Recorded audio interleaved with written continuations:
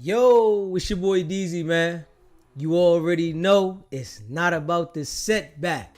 It's about the get back. I want to appreciate everyone that's became a member, that subscribed to the channel, and that watches the channel. I appreciate y'all. If you haven't already, hit that notification bell. Hit that notification bell so you can be notified every time we go live. I appreciate all of y'all that rock with me, and I hope y'all continue to rock with me. Yo, what's poppin', fam? Yeah, we gonna go over a few things today. We gonna get into 607 on and 4 extras. 607 on don't want to be up there at No Jumper again. He feels threatened, and we're gonna get into that. Adam spoke out about it. YSL Woody, he's having his karma. His karma done came around the corner. See, he thought because he got on from telling on them bulls and thinking he was finessing the game, that because he started talking about the Lord, dude is a snake. He thought that he was gonna elevate. Nah, his rodeo's over. We're gonna talk about Jim Jones as well, and Shannon Sharpe going at it. We're gonna react and go over that. And you already know we going at Wack. Facts. Cause he's Fufafi. All over the net. Fufafi. If you haven't already subscribed to the channel, hit that subscribe button, hit that like button, and share this live. And you know I appreciate all of y'all. Facts. Yeah. Let's get into it ASAP, man. So I just got off the phone with 6. Let's get into this ASAP. And Adam says 607 on is out of there. He don't want nothing to do with it. And for real, 607 should be mindful. He's playing a character, but that brother know what it is. He should be mindful. Messing around in LA, and you from out of town, somebody gonna do something to you. And 4 extras, that boy right there, he better stay in LA with that. That energy that he got, you can't go nowhere with that. Somebody gonna have their way. Straight up. That shit don't fly everywhere. I don't know, if anybody out there has told him, but the energy that he displays does not fly everywhere. And that's facts. Somebody gonna do something to that bull. You think because you big that everybody gonna want to fight you? Nah. Somebody gonna definitely call him on what he asking for. But check Adam out. 7 Unk, and he no longer wants to be part of No Jumper. This is like the most unpredictable dude I've ever met in my life, because I thought that he was just like down for all the bullshit. But I guess when 4 Extra told him off camera that he was gonna kill him, he took it as like a bad omen on some like witchcraft or voodoo or whatever the fuck his religion thing is.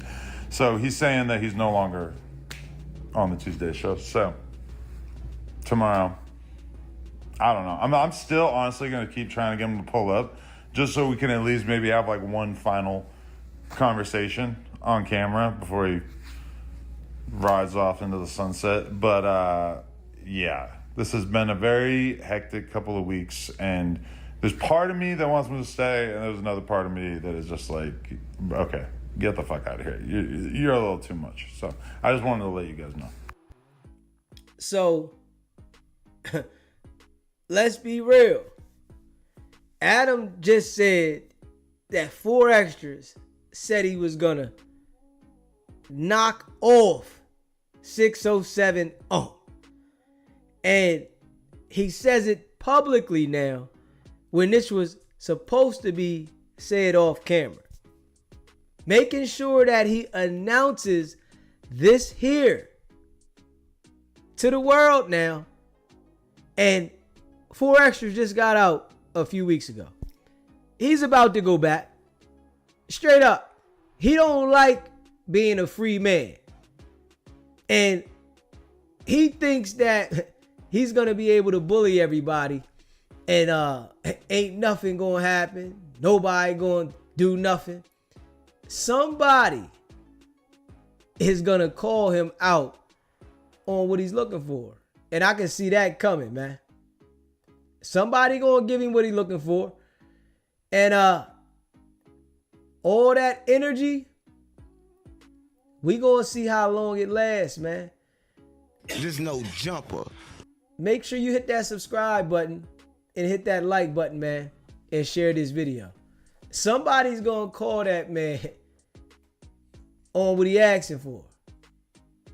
This shit here, he better keep that in LA. You can't travel across the world with that energy. Don't nobody care that you big. Not at all. Nobody.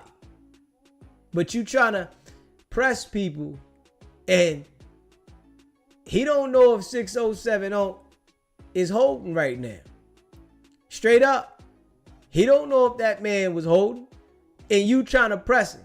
This is why people go to No Jumper ready. Straight up. We seen Brick Baby up there because he knew he was sitting there with Loose Cannon, and Loose Cannon might have flipped. But I'm sure Loose Cannon knew he had that thing. This is why he didn't go that far.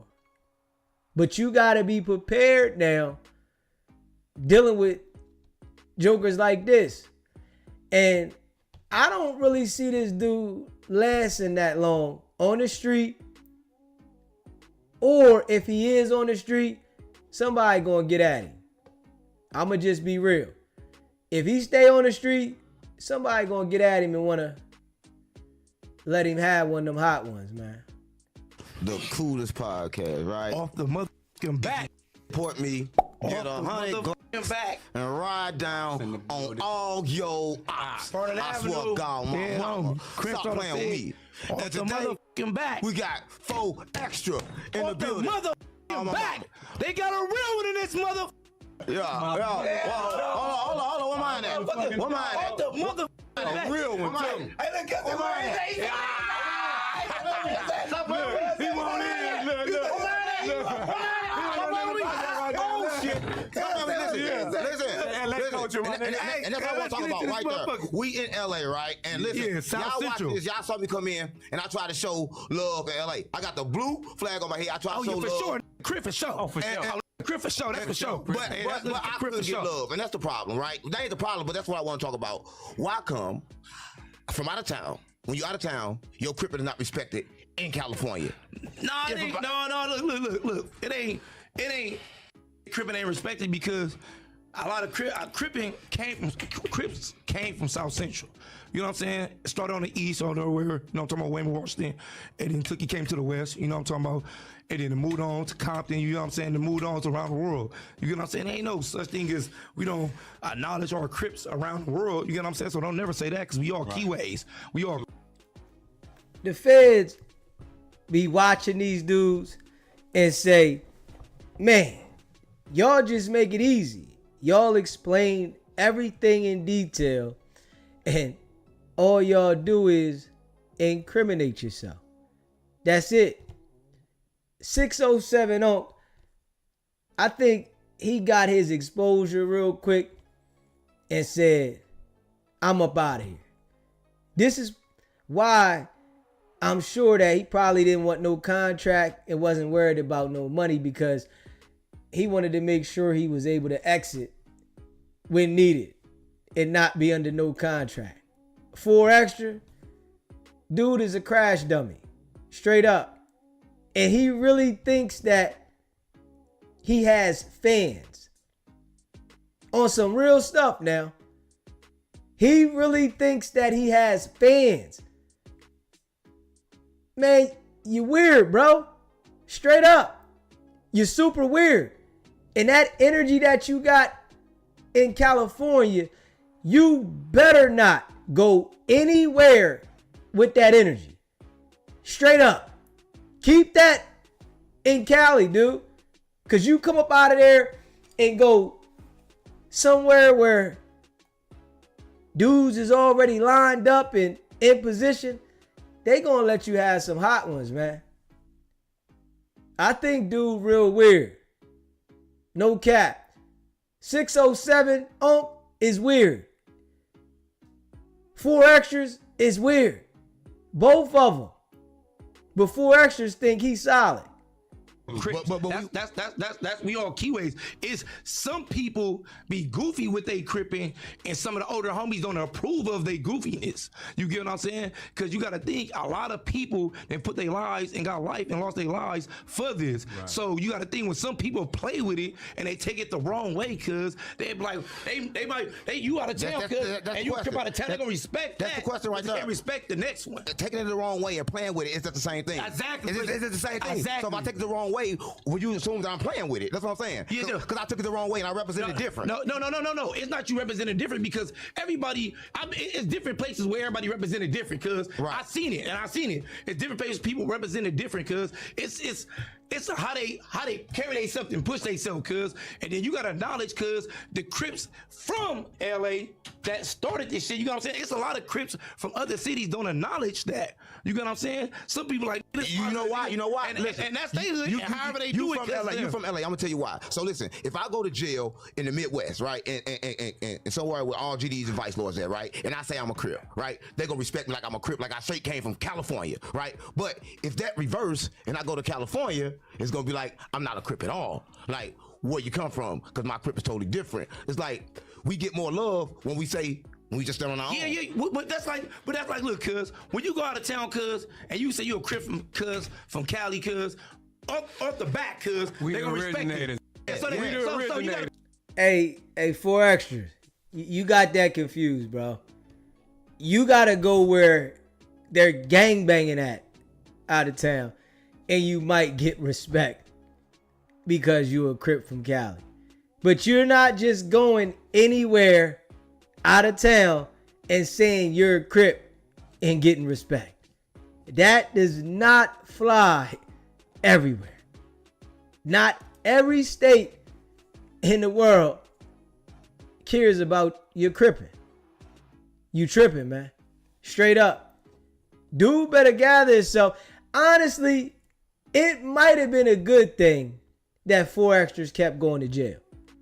It might have been a good thing that he continued to go to jail. That literally might have been saving his life. Straight up. That literally might have been saving his life. Because the energy that he puts out there, dude is gonna get robbed. Straight up. It's the originator stuff. You gotta think cause it's the origin, like it's where it started, it's the root. Yeah. You know what I'm talking about? That's like but nigga, once it nigga, that's home right there. You know how niggas say, I'm gone, nigga, I'm going home. Yeah. Nigga, you know when you go home and when you that's the point. Why we don't get respected when we come home? So when we come on this land, no matter if I'm a Crip and I'm a lost Crip, and I come out here like I'm a lost Crip, show me love. You like no. They do respect it, cuz they do respect it, cause if they didn't respect it, you won't be in the Crip monster. You got to reach. You got too much reach. I gotta get back. I gotta interview. You got too much damn reach. Stop playing with me. Hey, your reach too far. I can't like no. No, for real. Stop playing with me. Hey, look, cuz. All right, first off, let's get this shit, cuz. Let's get this motherfucking ball booming. You get what I'm saying, cuz? Look, first, like, I come on this motherfucker like this, cuz, on the set. Just like I came, cuz, and I just talked to you, cuz. You know what I'm saying, cuz? As soon as I come in, cuz. Off the back, bro. You came in with pressure. Off the back, huh? You came in with pressure. Let's not lie. Let's not cap for the camera game. You came in with pressure. You came in and told me I'm going to die here. I did because you going to die. Yeah, what we going to lie for? What we going to lie for? I'm not about to lie. What we going to lie for? I just told you going to die. But you misunderstood what I'm here for, though. But look, let me... Told the man he going to die. This dude told the man he's gonna die. For what? For what? You ready to go sit on somebody's yard in somebody's prison? For what? This how black people be thinking, man. Crazy. This how they be thinking, man. Straight goofy. Appreciate that super chat. JR gets bread. 4 extras is great value. Crip Mac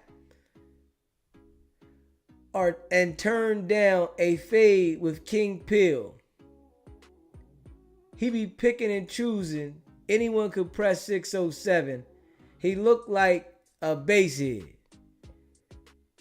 Definitely pick and choose, but he has this weird energy continuously. Like, you can't get knocked off. Like, you bulletproof. This is what he act like. Hold up, man. That's why I say jail probably saved this man. Him going to jail probably really saved his life. And he's ready to get himself up out of here if he don't get it together. Now, he's on No Jumper. More people are knowing him. If he don't calm down, man, we gonna definitely hear about him on the topic of the news. Tell you, cuz, why I got on you, cuz. Look, let me tell you, cuz. And on Crip, and now we didn't talk, cuz. I came here, cuz, pressing. You right. I came right in here off the back pressing, tripping on the dead homies, cuz. Off the back tripping. That's why I said we gonna sit on the thing. Off the back. You didn't take a picture with me. Hold on, you said I take a picture with you. So I talked to him. I'm like, what the said take a picture right now. You said no. They said take a picture. I You said said no. no. Why I'm about to take a picture with you, and I'm on you. I'm not taking. I'm telling you, yo, it was a dude around my way like this, man. It was a dude around my way like this, man. Used to press people continuously. He had dudes hold a cup of milk while he dip his cookies. He was smacking dudes all around, making dudes do whatever he said do, and kept a bunch of flunkies. But he smacked the wrong person. And they got him up out of here. Straight up. He smacked the wrong person. And they got him straight out of here. He couldn't stop what was coming for him. Picture with no nigga that I'm on. shit. But look, let me tell you. Let him finish. But let me tell you though, where you go wrong. I always get on here and always tell niggas, don't let this internet get a nigga. Because the internet gonna get you. Remember, the internet gonna get you off, my boy. Straight up. The internet is gonna get you off, my boy. And I'm telling you that facts. The internet is going to get your brains somewhere on the pavement, man. You think it's a game. The internet is gonna get you checked out of here, bro. you trying to get views. You playing, nigga. I'm gonna try to get your body, nigga. I don't want the views. I want your body, them views. But the thing I'm saying is this, cuz, when you on here, cuz, and you on here with certain people, bro, cuz, and you just talking, don't let it trick you in the back, because believe me, cuz, when I catch you, cuz, or I see you somewhere, cuz, it's on. We ain't doing no talking. I come straight in. You talking about, I ain't taking no picture, nigga. Yeah. Taking no picture, Yeah. nigga, till we holler. Yeah. First thing I tell you, nigga, you gonna die here. Oh, come on, I gang. came here, look at you. Come on. This right here is an act, man. I guarantee you when he go anywhere else, he's not this hype. He feels real comfortable in California. He feels real comfortable around his city. So he's real cocky and arrogant and a bully. But somebody will check you in your own city, man. But dude look real corny to me, man. Let me say this. all I came for. Y'all misunderstand my message, right? No, I don't. No, cuz. I don't. I'm a spiritual leader. I'm a prophet of God. All right, cuz. All right. I'm a prophet of God. All right. Everybody, cuz, believe in God. Everybody love God. I love God, cuz. I don't know what's it. But this is the point, though, cuz, right here, though, cuz. When you, cuz, get on there talking, don't mention my name, none. Mention my name. If I catch you and I got a chance after you, oh, I'm booking you. On 40s, I'm booking you. It could be 50 police right there. I'm booking you. Straight slow. Straight remedial. He says, if it's 50 police there, I'm booking you. Man. One of those dudes that love being in jail. Yeah. You love being in jail, I guess. You don't want to enjoy freedom. But the shit is corny. I'm getting my man. And that's why, as soon as we come in here, oh, let's take a picture. Never, nigga. We gotta holler. Right. Immediately to the back in front of this trip, the other ones and everybody right here in the back. And you just admitted it yourself. But I'm telling you that I'm just part of No Jumper now. And when I tell you, I don't give a we gotta be good. You're gonna be a part of the space. We gotta be good now. We gotta be good now. You can be a part of space. Hold on, cuz. You can be a part of space. You can be a part of space. I don't give a fuck about being a part of space, cuz. I don't give a fuck about none of that. I'll talk about space. I stand on cuz I believe it and I love my soil. And I believe it and I'll take it on 40 because I'm a real firm believer into my set and I love my hood. So look. But don't even own no houses on the block. He's a firm believer of his soil and his set, but don't own no cribs.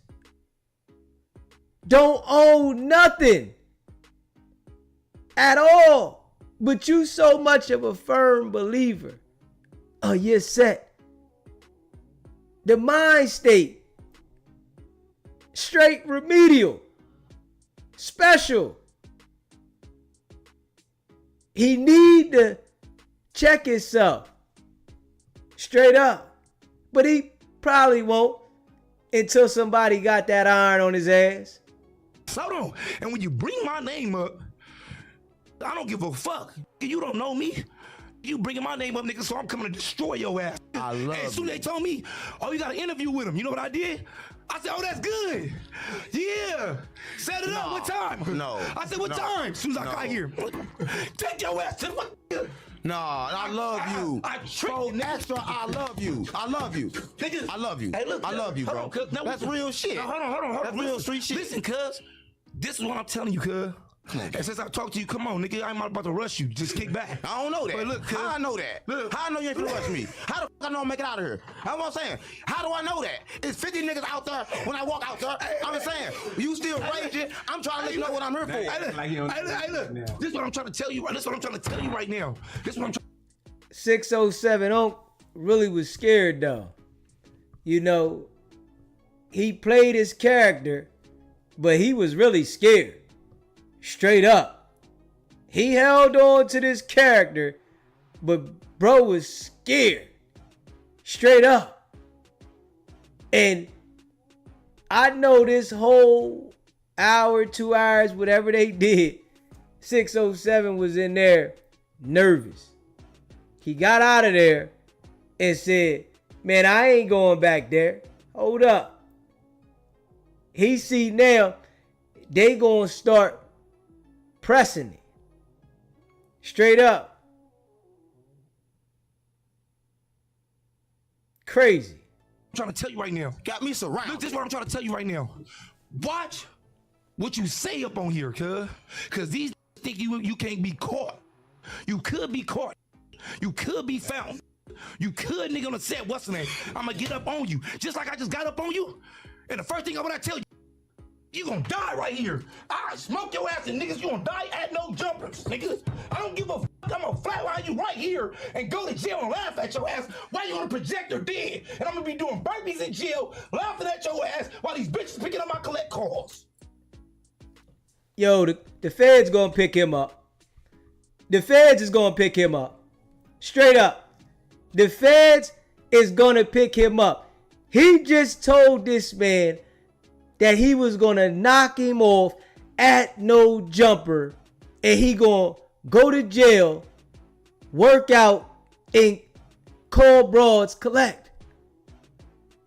Adam don't even understand that they definitely are probably going to shut No Jumper down soon. I don't think that county seeing this is going to be like, hold up. You're not going to be able to keep operating in our county like that.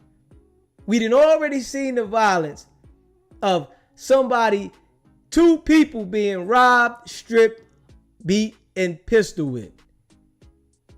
And you got somebody up here talking about he's going to unalive somebody and do it right here on camera, and y'all upload this, man? Hey, man. Yeah, 607 on definitely ain't coming back up here. If he's smart, he wouldn't. Going on No Jumper for free ain't worth you risking your life. Straight up. For a crash dummy now. For a crash dummy. Dude that ain't got no money, broke, don't own nothing, and straight certified lame. Adam definitely did it on purpose. Definitely. And that's gonna be the end of that. You know why? Oh, we've been there because it's rolling 40s. Okay, so you just saw the clip, but yo, I gotta play that little part back. Adam definitely did that on purpose. 4 Extras is a clown. Straight bozo. Straight up. A bozo. You didn't talk like that, man, knowing damn well this shit is being recorded. Nigga, the feds gonna be ready to pick him up, man. And they said that he had life and gave it back from the 3 strikes. This dude, man, listen, man. Man, you excited to be in jail on the yard. And what it is, right? He ain't tired of going to jail. 20, 30 years straight in there, all that tough stuff, tough talk stuff. He'll be wanting to go home. He'll be saying, I wish I would have did better. But you got the opportunity to change your life and get it together. But you want to play yourself on TV? Man, this dude is a clown, man. Straight up. He talk about my fans. Man, you's a clown, bro. You a clown. You literally make black people look bad, bro. Straight up. You don't even understand it. You make whatever gang you claim and black people look bad, bro. You got the white man ain't even on the show. It's 3 niggas up here, right? 3 niggas. And y'all looking like bozos, man. What you say up on here, cuz these think you can't be caught. You could be caught. You could be found. You could, nigga, on the set, what's the name? I'm gonna get up on you, just like I just got up on you. And the first thing I'm gonna tell you, you gonna die right here. I smoke your ass and niggas, you gonna die at No Jumpers, niggas. I don't give a fuck. I'm gonna flatline you right here and go to jail and laugh at your ass while you on the projector dead. And I'm gonna be doing burpees in jail, laughing at your ass while these bitches picking up my collect calls. And that's gonna be the end of that. You know why? Oh, we've been there because it's rolling 40s. okay, so you just Scared the shit out of 607 on. Scared the shit out of 607 on, man. 607 Oak was scared to death on that one. Straight up. And I think this goofy, right, would go that far for a set that don't even care about it. I think the goofy would do some goofy shit. Straight up. because he's so happy in jail. That's where he gets the most respect. Because people disrespect him out here. He gets a lot of respect in jail. He scared the shit out of 607 on. Think you can't be caught. You could be caught. You could be found. You could, nigga, on the set, what's the name? I'm gonna get up on you. Just like I just got up on you. And the first thing I'm gonna tell you, you gonna die right here. I smoke your ass and niggas, you gonna die at no jumpers, niggas. I don't give a fuck. I'm gonna flatline you right here and go to jail and laugh at your ass while you on a projector dead. And I'm gonna be doing burpees in jail, laughing at your ass while these bitches picking up my collect calls. And that's gonna be the end of that. You know why? We've been there Because it's rolling 40s. Hey, yo. On some real live stuff, man. That right there, if it was me, I would have had to make sure I came back there and made sure I had that thing and said something to trigger him so I can knock him straight the fuck off. No cap. That shit that he doing, I'm not even gonna lie. I would have had to make sure I had that shit so that when he got up and start saying that shit in my face again, that I would have left him right there laying over that damn table. Dude is disrespectful, man. You gonna tell that man you gonna knock him off and you gonna laugh at it? Nigga, if I wasn't ready with that fire right then and there, I would have played my position. But I would have had to do another interview and I would have got cocky on the camera. And if he would have got up like that shit, man, no cap. Fuck that. That shit right there was disrespectful. That shit was disrespectful. You gonna tell that man that you gonna knock him off and laugh at him, and you gonna look on the projector and laugh. Man, shit, nigga. Yeah, alright. Yeah, alright, nigga. Nigga. Yeah, alright, nigga. Yeah, alright. That shit, man, I ain't playing with that. Straight up. This is why you gotta be mindful about doing these kind of podcasts and shit with people. This is why I'm telling you, we dolo around here. I don't want to be linked up with nobody. Straight up. Straight up, man. That kind of disrespect right there would have me literally sitting in my room up all night, looking at the wall, can't sleep, waiting to do another one of these interviews. Straight up. And that's no cap. Waiting to do another interview so that I can say something like, now what you was talking about, yo? What you gonna do what to who? Who you gonna do what to who, nigga? Nigga, fuck you, nigga. And see how you react. Man, nigga, you crazy.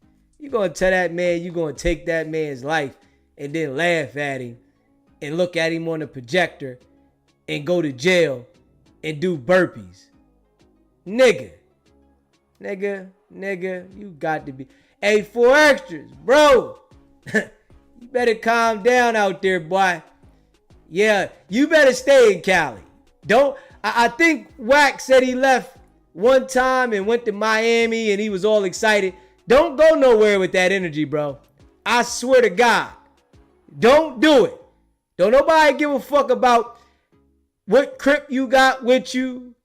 who you rolling with, man, you go to the right area with this energy, man, nigga gonna knock your braids loose, nigga. Straight up. Your taco meat gonna be on the pavement. The way that you just said that shit, man, this nigga crazy, man. Don't nobody give a fuck about that Crip shit where you think you gonna talk to people like that, nigga. Nah. You pre-warning people that you gonna do something like that to them, nigga. You deserve to get whatever come your way, bro. Something happened to that boy out there. Honestly, I might be happy. I ain't even gonna lie. Something happened to that boy out there and somebody get at him, I might be happy.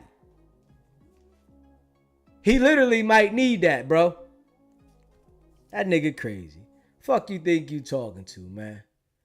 Straight up. Who you think you talking to? You talking like that, you prepare niggas, especially when you big, thinking you aggressive. Boy, make you suffer with it.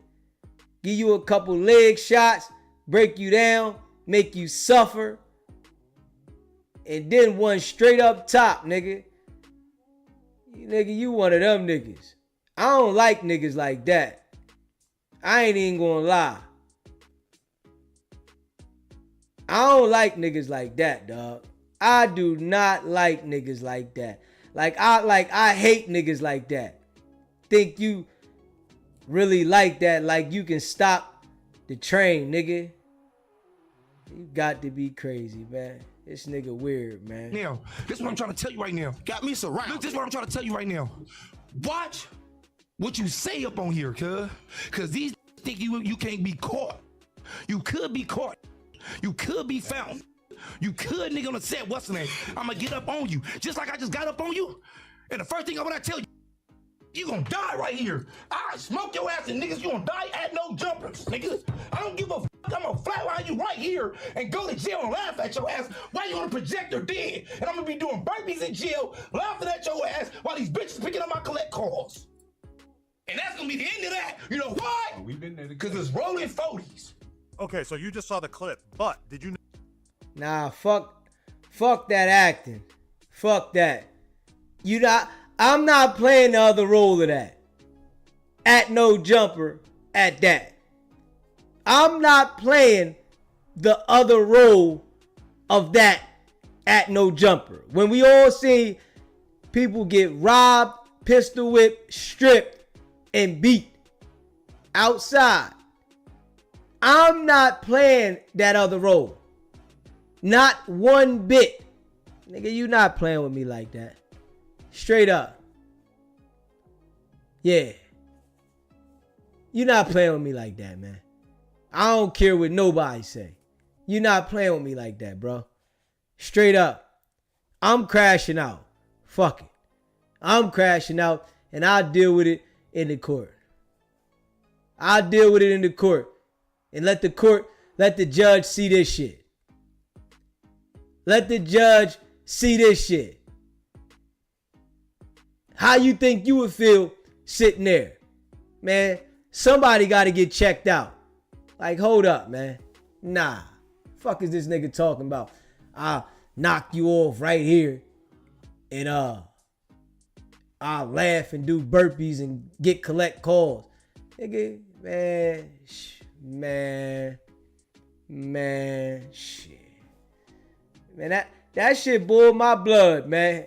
I ain't even gonna hold y'all, man. That shit, I don't like bullies, man.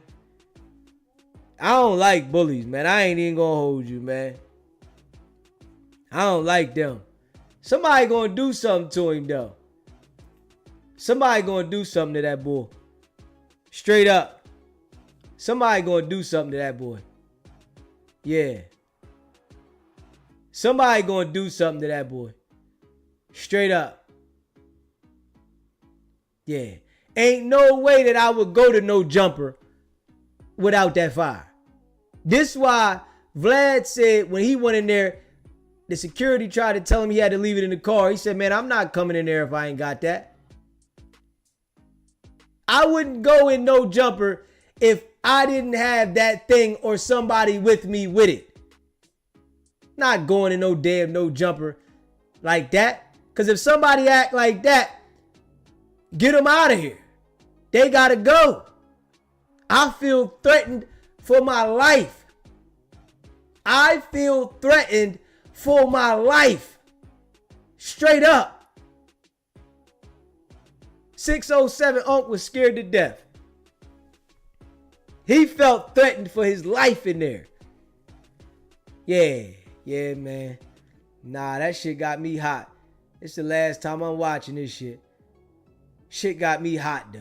I ain't even gonna lie. It got me hot because he think that can't nobody do nothing to him. That shit.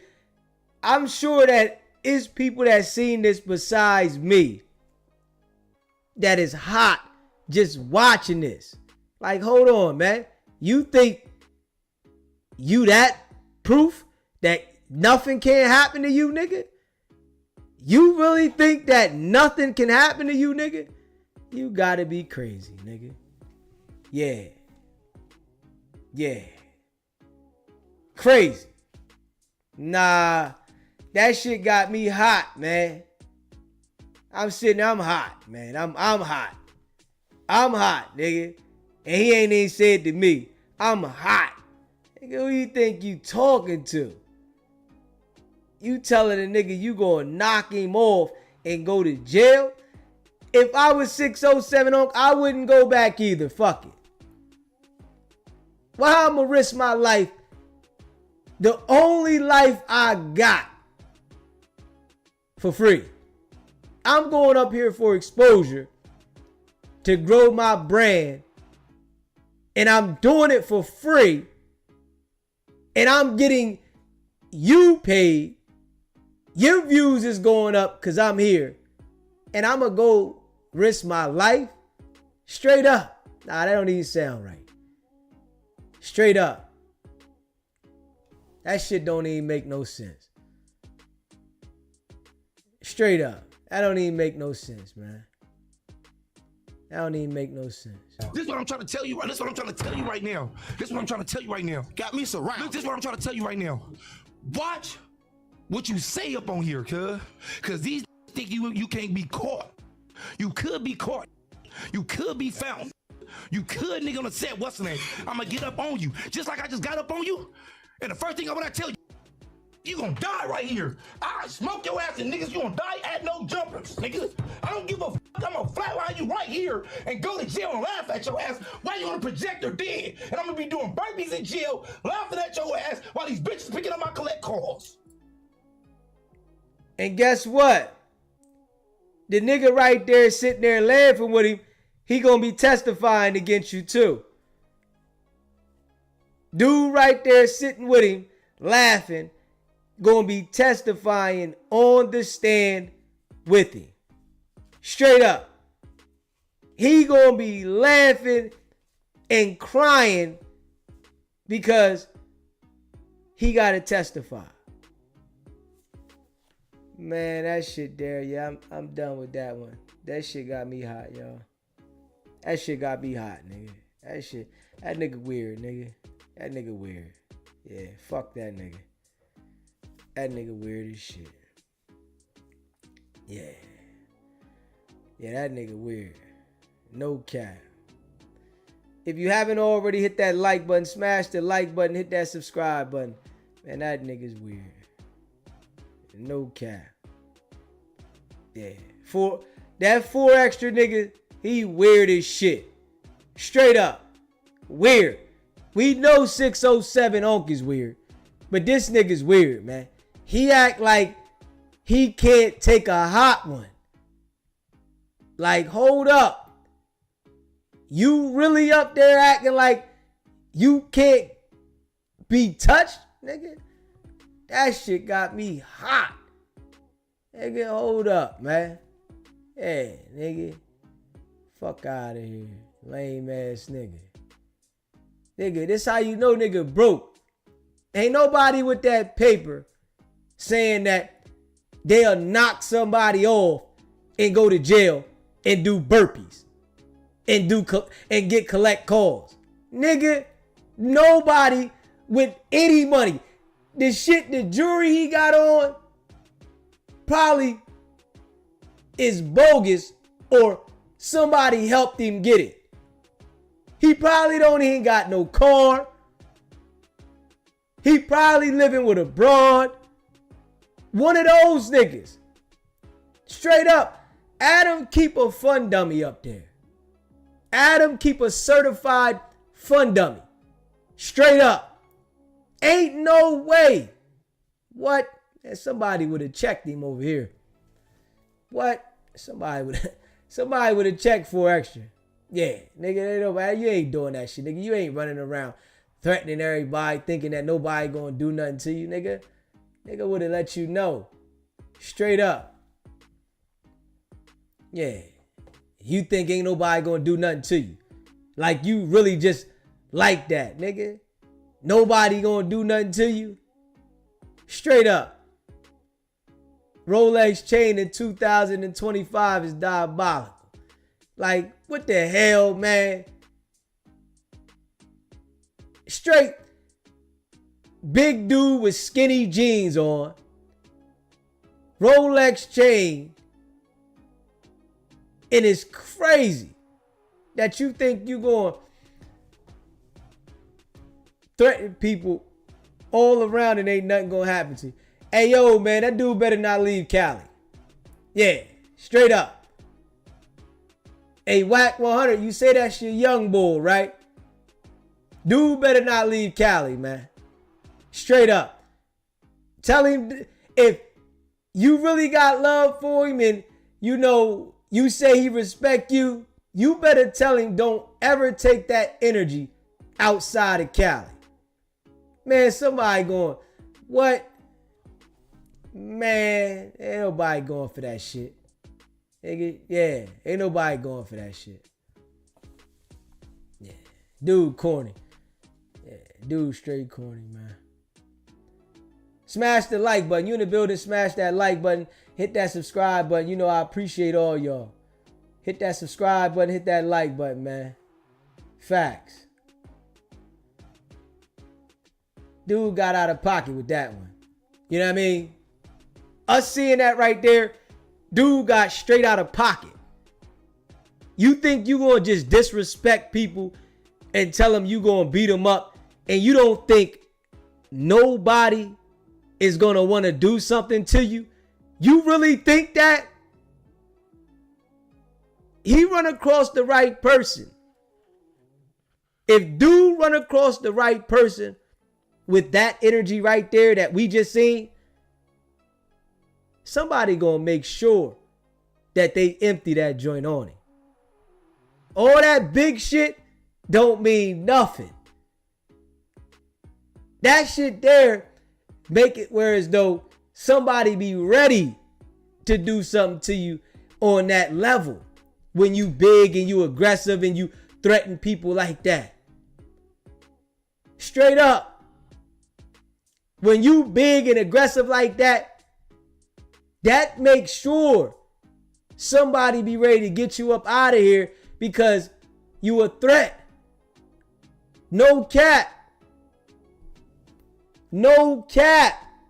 When you big like that, man, I had an uncle. Straight up. Aggressive. Running down on people. Straight up. All his life. Running pressure, bullying. Shit like that kind of shit. He did that shit to our cousin and he popped his ass. Straight up. He did that shit to our cousin and he popped his ass.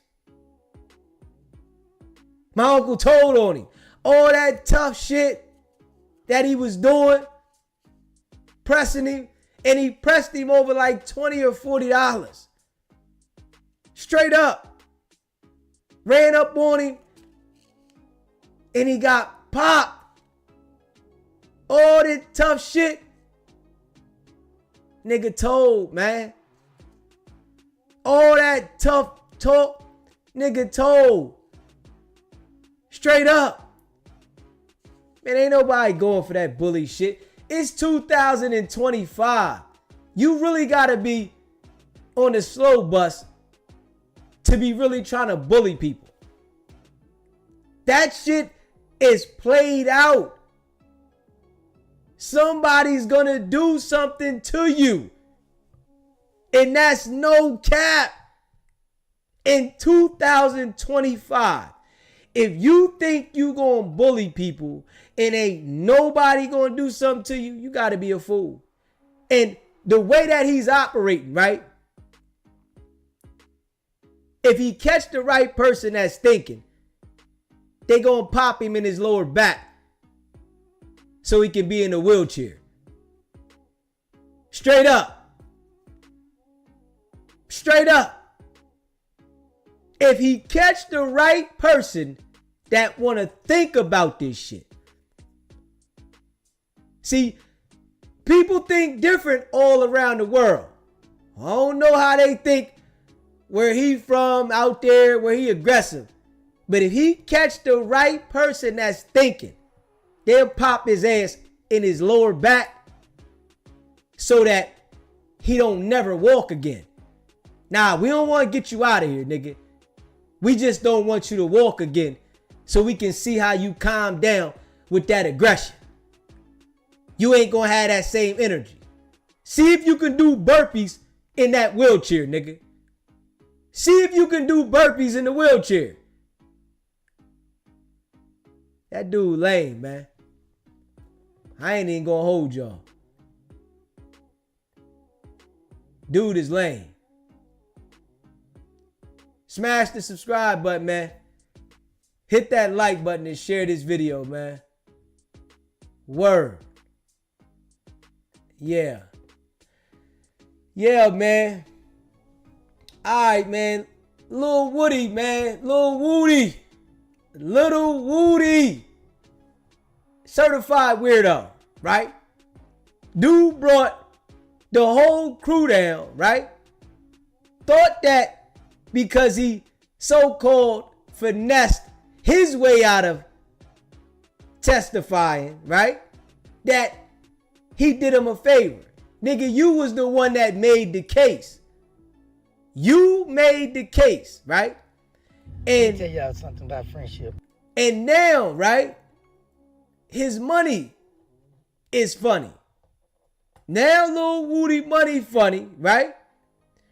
And he's saying that he running around trying to do odds and ends hustle to make some money. He's having his karma right now. Straight up. Right now, this is his karma. I'ma just keep it a bean. This the bull karma, man. He got karma. He thought that because he started talking about God. This is what I tell people, right? And I'm going to keep it a bean. If you do wrong, right? And you try to use God to shelter your wrongdoing, God is not going to allow you to elevate because you saying God, knowing that you've been doing wrong. Dude been running around robbing, committing crimes, right? Got everybody locked up.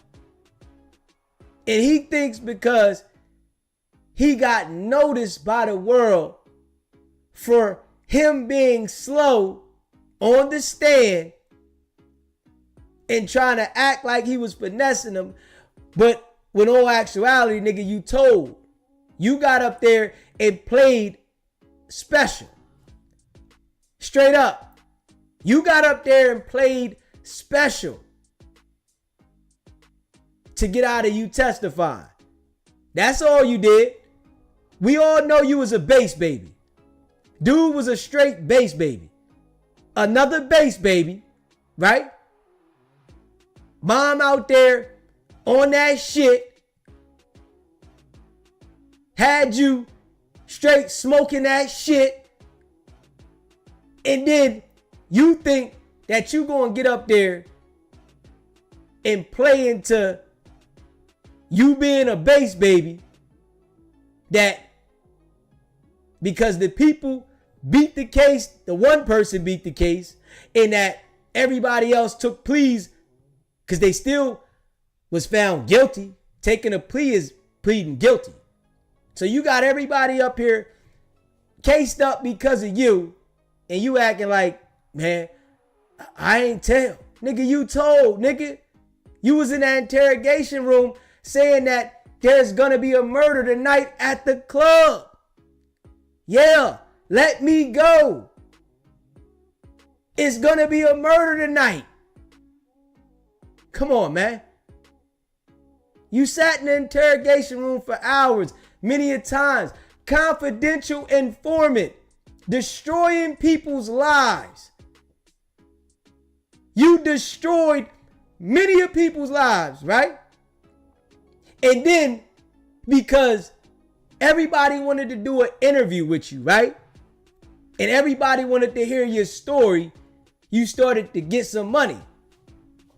You started to get some money because everybody wanted to hear the story from the rat himself. Now, don't nobody want to hear your story no more. You running around with the weird nigga hustle cartel. Don't nobody want to hear your story. Everybody know you a base baby. We know what it is. It was all funny for a couple months. Yeah, for a couple months, Woody was a funny character. But nigga, we see you. That's you, nigga. All right, everybody know who you are. You ain't funny no more. Nigga, you a base baby. And you told on everybody. You told on everybody and acting like you didn't do anything wrong, nigga. Them niggas wouldn't have been on trial for RICO homicides if it wasn't for you. They was all on trial because of you. But you acting like you did them a favor. This is what kills me about the people that act like he didn't rat and support him. I'm like, the man had 28 people indicted on a RICO. Some people didn't even know each other. And yeah, he got on the stand and played special like he was on the yellow bus. But you the one that got the case to initially happen. So you ain't do nobody no favor. Nigga, you the one that caused it. Now, his karma has hit him, right? And he see that the people that was around him really didn't rock with him. They was using him. Now he see that nobody really rocks with you, nigga. You was just a bag. That's it. They seen a bag. Oh, he got some money. Yeah, he got money. All right, I'm going to be around him. We going to get some money. I'm going to use him up. Nigga, your money funny. You went out and spent money on cars, dirt bikes, jewelry, and just blowing money fast. Now that the money getting low, you want to start little econ businesses. This nigga that ran into a whole bunch of money, and after the money grade go down, you want to start a mobile car wash. Come on, man. Yeah, okay. You want to start a mobile car wash, huh? But his time gonna come back. You know them people waiting for him to make a mistake. You know that, right? They waiting for him to make a mistake. Then he was talking about going to church every Sunday. He was locked in on church every Sunday. You think because you try to manipulate God that your life is gonna go successful, you got another thing coming, man. You can't manipulate the spiritual being. Hell no. It'll reverse your ass. It'll make you think you're doing better than you are.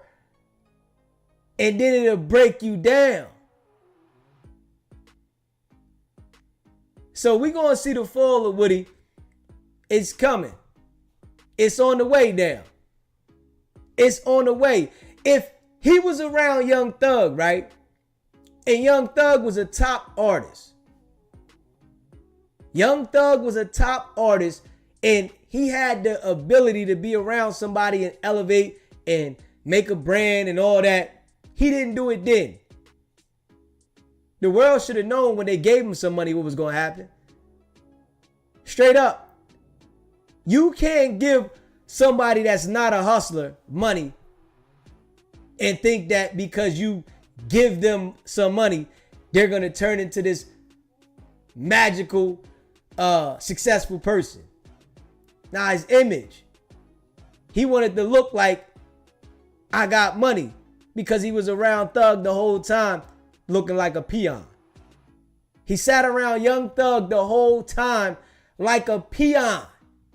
So he wanted to look like I got money. Couldn't wait. Man, I'm going to go get this. I'm going to go get that. Nigga, that money going to dwindle away. Straight up. Dude been a rat though. Straight up. Definitely buy Bentleys and dirt bikes, but won't buy no property in his community. A base baby, man. Straight base baby. He trying to still chase the time like he was around Young Thug. See, dudes like him, right? They go out and spend money on stuff like that so that people can see them as they seen the other people that he was around. Everybody seen Thug got Bentleys and all that shit, running around doing his thing. And they knew Woody was around him, but he was the little peon nigga running around a do-boy, right? So he want to show him now, I got the money, but don't understand what it takes to maintain that level. This why Thug was treating them niggas like peons, because they didn't understand what it took to maintain to be at that level. Thug could have gave any of them dudes 100,000, they would have messed it up. They wouldn't have known what to do with it. This is why I used them as crash dummies, because they didn't know how to operate. Straight up. Hit that like button for me. Hit that subscribe button. Let me tell y'all something about friendship. Friendship don't just go away like this when somebody mad. A lot of these people don't really be y'all friend. They just be using y'all to their own benefits. They want what you got. They want the attention that you get. It's something that they're around you for, because a real friend won't fall out with you because you associate with people they don't like, or because you did something that they may disagree with. Let me tell y'all something, man. Be careful y'all make y'all friend, because if they so easily turn their back and say F you because of small, minor things, don't let it get serious. A real He talking about himself. The same exact thing that he's saying right there is what he did with Young Thug. The same exact thing that he's saying is what he did with Young Thug. He's looking at himself in the mirror. You think that them niggas wasn't going to do it to you when you had some money, when you did the same exact thing to Thug? Straight karma. What comes around goes around, man. Straight up. And listen to that shit again, man. Hit that subscribe button. Hit that like button. You know I appreciate y'all. Let me tell y'all something about friendship. Friendship don't just go away like this when somebody mad. A lot of these people don't really be y'all friend. They just be using y'all to their own benefits. They want what you got. They want the attention that you get. It's something that they're around you for, because a real friend won't fall out with you because you associate with people they don't like, or because you did something that they may disagree with. Let me tell y'all something, man. Be careful who y'all make y'all friend. Because if they so easily turn their back and say F you because of small, minor things, don't let it get serious. A real friend gonna be with you no matter what. A real friend gonna tell you what's right, and a real friend gonna tell you what's wrong. But they gonna stand right on the side of you. You understand me? Listen, a lot of people ain't their friend, your friend. They wanna use you, they wanna take advantage of you, and when you no benefit to them, they get rid of you like you're a dirty cloth. But it's okay. I'm here to open y'all eyes on everybody. Tell them to line this shit up. West Sound, y'all know what time it is, man. Listen, all summer long, I'm washing cars, cutting grass, taking trash out. That what you want to pay me for? Tap in with me. I swear to God, you got to be in Atlanta, Cobb, DeKalb, Clay County, Gwinnett. You got to be in the surrounding areas. The farthest I might go is 45 minutes away from Atlanta.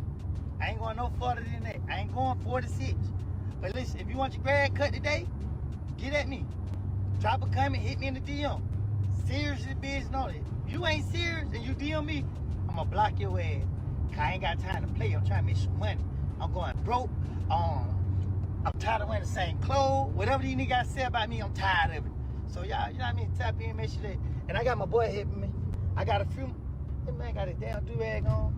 Look like goddamn Malibu Mo one. Let me get back to the point. Hey, listen, it's all serious business though. Get at me right now. Let's go. Am I tripping? But are these Mexicans out here fighting the feds? Are they fighting the federal government, the highest government we got? Still some gangster mother. Nah, we know you working for him. We know you working for him though. That's the thing. He sat there and had to look in the mirror. When he made that video and the camera was facing him, he had to look in the mirror. You was talking to yourself. You turned your back on Thug. You was around that man. You knew you was the do-boy around him. The same shit happened to you. But it ain't always where it's going to go yet. I'm going to tell you that right now. It's going to get a lot worse than this. He going to start selling everything. He's going to go all the way to the bottom. You think that he's going to get blessed for what he did? And he really thinks that he got blessed. No. Nigga, the devil gave you some paper, nigga, and let you see you got a little something, and now we gonna take it, nigga. That's all. But he don't understand how to grind, though. You know, you a snake dude. Now you talking about you washing cars and you picking up trash. Straight up. Definitely ain't got no sympathy for him. You know, dude need to feel it. And he need to feel it out here. Because he feel because you got attention from destroying everybody's life that you really got talent, nigga. You ain't got no talent, man. You ain't got no talent. None. And I know his time gonna come and it's gonna hit hard for him. It's gonna hit so hard for him. It's gonna break him down. He might end up getting out there doing something stupid, a robbery or something, and then he gonna be over the way and they gonna book him for a stretch. They wait until he do something stupid. They wait. They are waiting for him to do something stupid so that they can hit him hard. They gonna give Woody some serious time as soon as they get a chance. That dude made Fulton County District Attorney look crazy. And it's going down in history. And you better know them prosecutors, they hold grudges. And they hold grudges forever. It'll be new prosecutors in office. And they want to get at you for the old prosecutors. Straight up. Them Fulton County district attorneys, they want to get at him. He ain't had no common sense to invest the money. He thought cars, dirt bikes, and splurging, spending it on his homeboys, that it was going to come back. Nah. Don't nobody want to interview him no more. That's over. What they going to sit down and say with him? He's not intelligent. He can't speak well. Don't nobody want to hear that shit. He don't even understand that everybody was laughing at him. He thought people was rocking with him. Nigga, they was laughing at you. They gave you a bag because you was the hot commodity and everybody wanted to interview you because the YSL trial went on for a whole year and you was the star witness. Yes, everybody wanted to get an interview out of you. But after that, that's it. Straight up. After that, that was it. It wasn't no more room for you. Nobody want to do no interview with Woody now. You ran around with the Bull Hustle Cartel. He used you so that you can be in this video, do some skits with him. But they know what they doing when they all prayed on him. They said, okay, he hot right now. We gonna use him. And it's done. Now, reality kicking in. You was never a hustler, right? You didn't know how to hustle. So I'm guarantee you, all the stuff he got gonna crumble. Cause karma, everything that he got is gonna crumble because karma. Everything. All of that. You really think that you got blessed? You know, all my blessings and nigga, you ain't get no blessings, nigga. That wasn't no blessing. Nigga, that was the devil's work. Straight up. That was all the devil's work. Wasn't no blessing. Nigga, you was doing the devil's work, nigga. But it's time gonna come and reality gonna kick in. And when it kick in, which it probably is now, but when all the money's gone and everybody around him's gone, fuck around, somebody catch his ass out of bounds because he can't pay for people to be around him. Now you gotta start carrying that strap yourself. Fuck around, get picked up by the feds for having a strap, knowing you a convicted felon, and now they want to stick it to you. They want to give you the max because you played with the justice system. But you think it's a game right now. Let me tell y'all something about friendship. Friendship don't just go away like this when somebody mad. A lot of these people don't really be y'all friend. They just be using y'all to their own benefit. They want what you got. They want the attention that you can. It's something that they're around you for, because a real friend won't fall out with you because you associate with people they don't like, or because you did something that they may disagree with.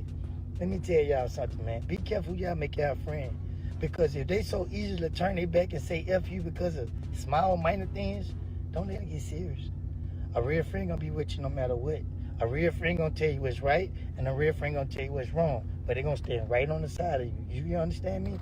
Listen, a lot of people ain't their friend, your friend. They wanna use you, they wanna take advantage of you, and when you no benefit to them, they get rid of you like you're a dirty cloth. But it's okay. I'm here to open y'all eyes on everybody. Tell them line this shit up. He said he here to open people's eyes. Nigga, you can't open nobody's eyes, Woody. You can't open nobody's eyes. Everybody knows you are a base baby that is an rat, an informant. How you gonna open somebody's eyes? People understand that people ain't your friends. You the one that got out of the situation that you was ratting on and got interview money and thought people was your friend. You thought in 2025, after you done had people sit in jail for 2 years, that people was your friend. Nigga, you should teach yourself. Don't worry about teaching nobody else. Teach yourself. You worried about trying to teach some. Nobody's listening to you, Woody. Nobody looks up to you. This is what you got confused. You have crash dummy experience. Nobody's looking up to you. The people that ran into you, they used you so they can get some money from you. That's it. They ran into you so they can get some money out of you, but they ain't rock with you. You had some money to give out. You gave all the paper out. Now nobody want to deal with you. You're not beneficial. See, this is what happens when people get some money the ill way and really don't know what to do with it. Don't have no idea what to do with it. You got money the ill way, destroying people's lives, talking about it's a blessing, but you had no idea what to do with the money. Now, money done fizzled out, and you got to stand on your own too, and you think that you just gonna automatically become a hustler because you started a business. It don't work like that. I'm gonna be real.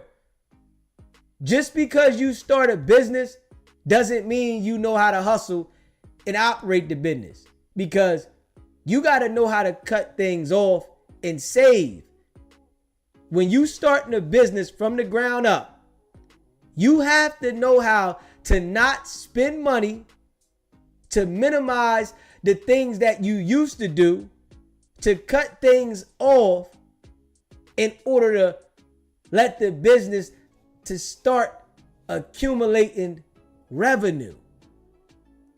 But some people, they'll start a business and wonder why the business don't do nothing, because you trying to live a regular life that you've been living, not focusing on your business and not putting things that you were doing before to the side. As in, I don't want to do what I was doing. I'm just locked in. Straight up. We gonna see how Woody fall all the way off. And it's gonna be funny. And you know, when people start talking about him and laughing at him, and then all the podcasts start doing commentary and reviews on how he fell off, he gonna go in a state of depression, because he thought that all these people that was interviewing, he thought they liked him. He thought they really wanted to see him. Nigga, they wanted to use you, nigga. You was the topic. You was the story that everybody wanted to hear. Now the gig is up, money gone. They gonna stop answering the phone for you. Ain't nothing for us to talk about. What we gonna talk about? You ain't got no money and you ain't bringing me no revenue. I do an interview with you, it ain't gonna do no numbers, because they already know the story. You told, all right. You running around the internet buying shit, all right. What you gonna say now? You gonna start telling about some of the robberies you did? You gonna start telling about some of the hits you had to do? You gonna start talking about some of that shit? If you ain't gonna revert to start talking about some of those crimes you did, you don't have the intellect to really talk about nothing. You can't give no advice. because you really don't understand what's going on. You just ran into some paper that you spent from you telling rat ass Woody. And eventually, you know, people gonna start going hard. They gonna start saying rat ass Woody, you ain't got no money. I can't really do nothing with interview from you, so I might as well start going hard on him. Shit gonna kick into him. He gonna be sick. Dude gonna be sick. Oh man, don't nobody care about me. Nah, don't nobody never care about you, bro. They didn't care nothing about you. Nobody was rocking with you. They just used you. Everybody knew that you brought everybody down. Everybody. You got out, start getting cocky too. He was running around cocky when he was doing the 20 versus 1s in the interviews, nigga. Watch how don't no broads want him soon. None of them. What the broads gonna do with you? You ain't got no money. The broads is messing with you because you got some paper.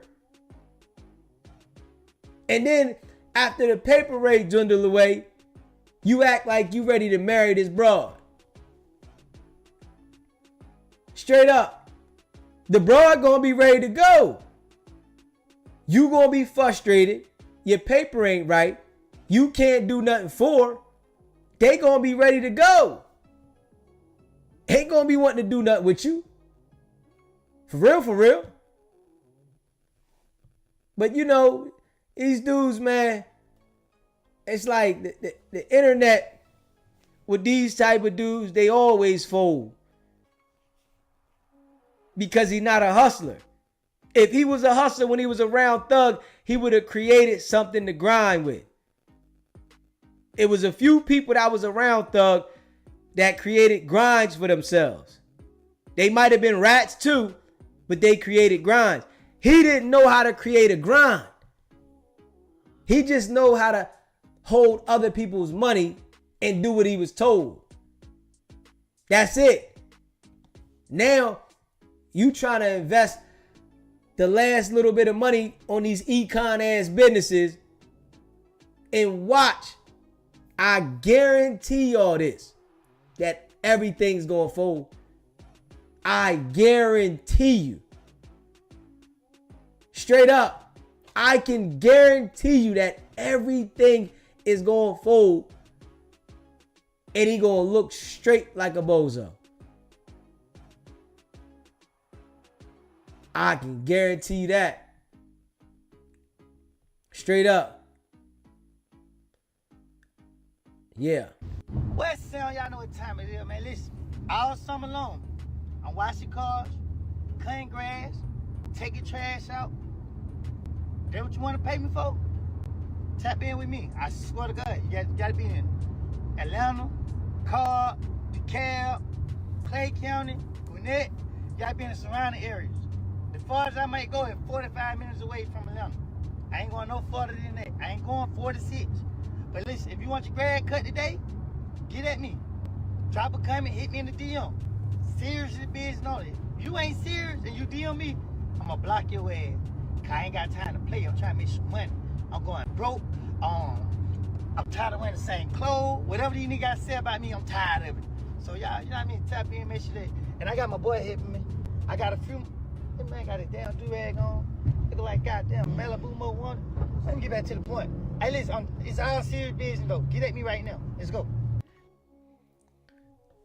See, reality gonna kick in, and it's kicking in now. The way he gonna fumble and fold and fall is gonna be flat on his face. Straight up. What he did wrong, right, is he waited till the paper was gone to try to go to work. When he started getting money, he was supposed to starting businesses and start trying to put things together. But he was so worried about trying to catch up on partying, entertaining, chasing women, because he didn't have that light. He was supposed to get straight to business when he got the paper. Nah. He wanted to party. He wanted to have fun. He wanted to talk slick to everybody. He wanted to throw money. He wanted to give all the money away. He thought the interviews would never stop. Nah. They come to a halt, man. And you see he don't got good speech. So he really can't sit there and talk. He don't got good speech. You know that's the sound of a bass baby. Speech messed up. For real, for real. Straight up. Y'all know that's the speech of a bass baby. If you haven't already subscribed to the channel, man, hit that subscribe button and hit that like button for me. Let's get the likes up. You in the building, smash that like button. You know I appreciate all of y'all. You in the building, smash that like button. Facts. Yeah. Reality about to kick in. It is kicking in, but it's about to kick all the way in. Especially when the money gets so low that it's just in your pocket. That's when it's going to kick in. You know, bank account, negative. All you got is that couple dollars in your pocket. Yeah. That shit going to kick in. Dipset gonna take you over. Hit that subscribe button for me too. Hit that like button and share this video, man. You know, yeah. So, Jim Jones says he's a better lyricist than Nas. That he can rap better than Nas. I doubt that, Jimmy. You know, I really doubt that, Jimmy. I don't know what came across Jimmy, but you know, he said he wanted to say this. So, I guess, you know, publicity. You know what I mean? Straight up. He wanted to say it because of the publicity. But I guess, you know, it got people talking about him, right? But the world know your spit game ain't like that, man. Ballin' was cool. You know what I mean? Ballin'. That was cool. Ballin' was cool. Yeah. Ballin' was cool, man. But nah, I've never rode around and listened to a Jim Jones CD. Might have heard a song or two. I rocked it, but I never got a Jim Jones CD. I ain't gonna lie. You know, maybe somebody was into it. I can't knock what other people were into, but I never went out and got a Jim Jones CD. It was a couple songs that I heard. I might have liked it, right? But nah, I never said, yo, I'm going to go get me the Jim Jones album. You know what I mean? Straight up. Now, Nas, I grabbed the Nas album. I ain't even going to lie. Straight up. Grabbed two of them, matter of fact. You know, but, you know, Jim trying to get his numbers going because the numbers really wasn't moving. So he like, man, let me go ahead and talk slick so I can get the numbers moving.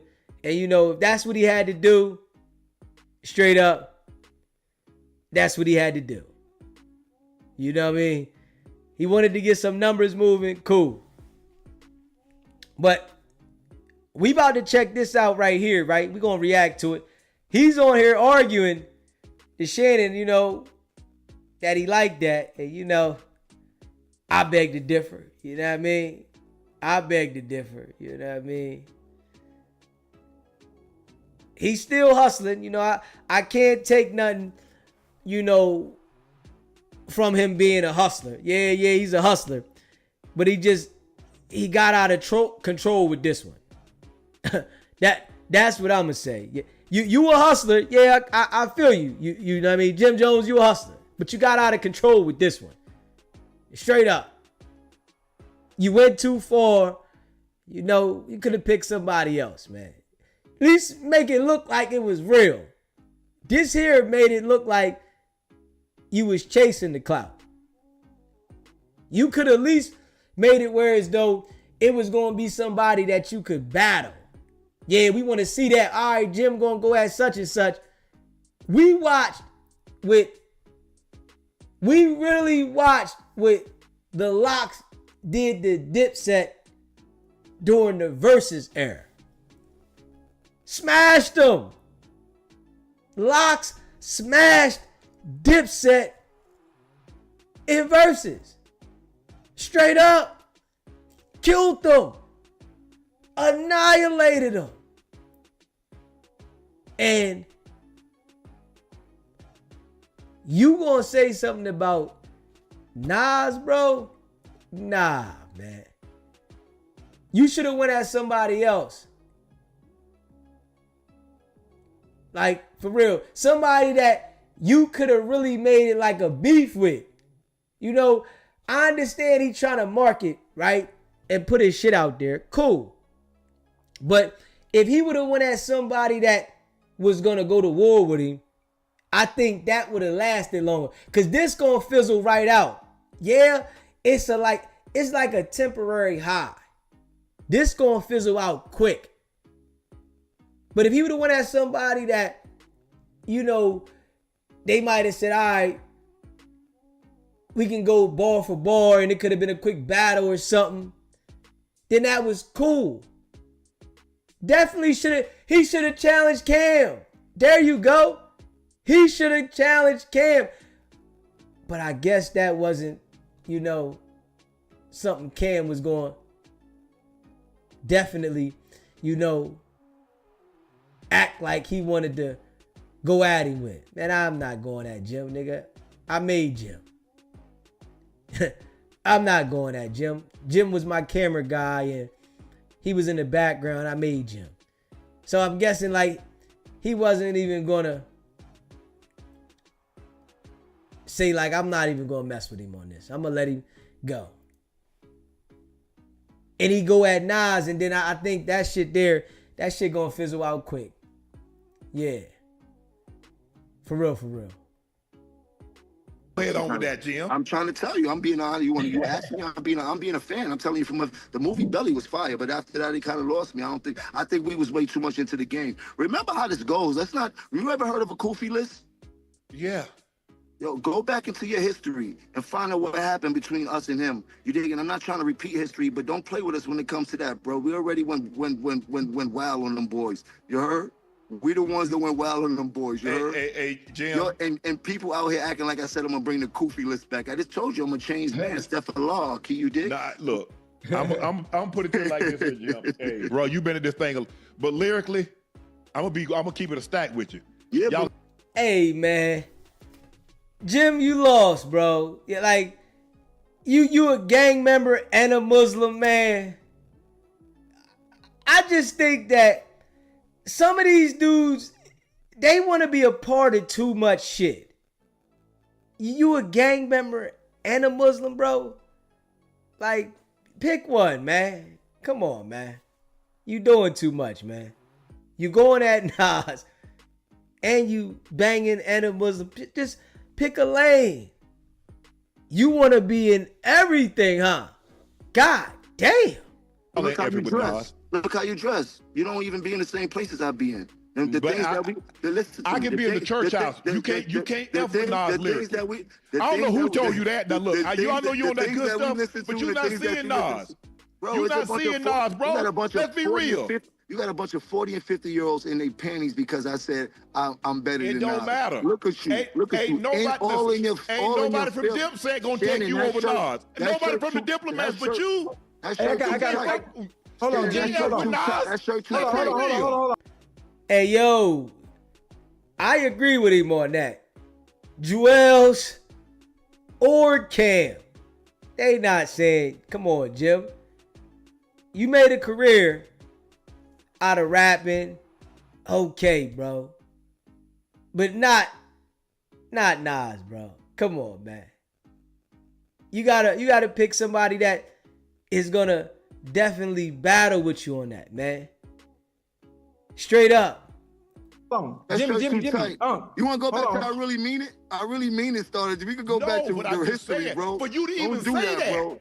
Don't do that, bro. That's hold on. I got a question. Let Nas stick up for itself and meet me in a booth for something if we want to do something historical. Nas say he don't do that no more. Nas say he don't do that because he got $100 million. He's a very wealthy man. You heard he's a very smart businessman. He called a couple business clicks. Hold on. Jimmy, hold on. I got a question. Hold on. Go ahead. Hold on, Jim. Hold on. I got a question. And this you do, Jimmy, and anything that you do, right, I've heard you preach it all the time, right? When you was playing football, your first thing you always say, ain't nobody here better than me. Tell him again. You done told me that story a million times. Wait, listen to me now. Fuck you think I'm gonna be second to anybody in this world? Jimmy. But God, Jimmy, stay with me real quick. Stay with me now. Stay with me now. But I'm just saying, that mentality, isn't that how you supposed to feel?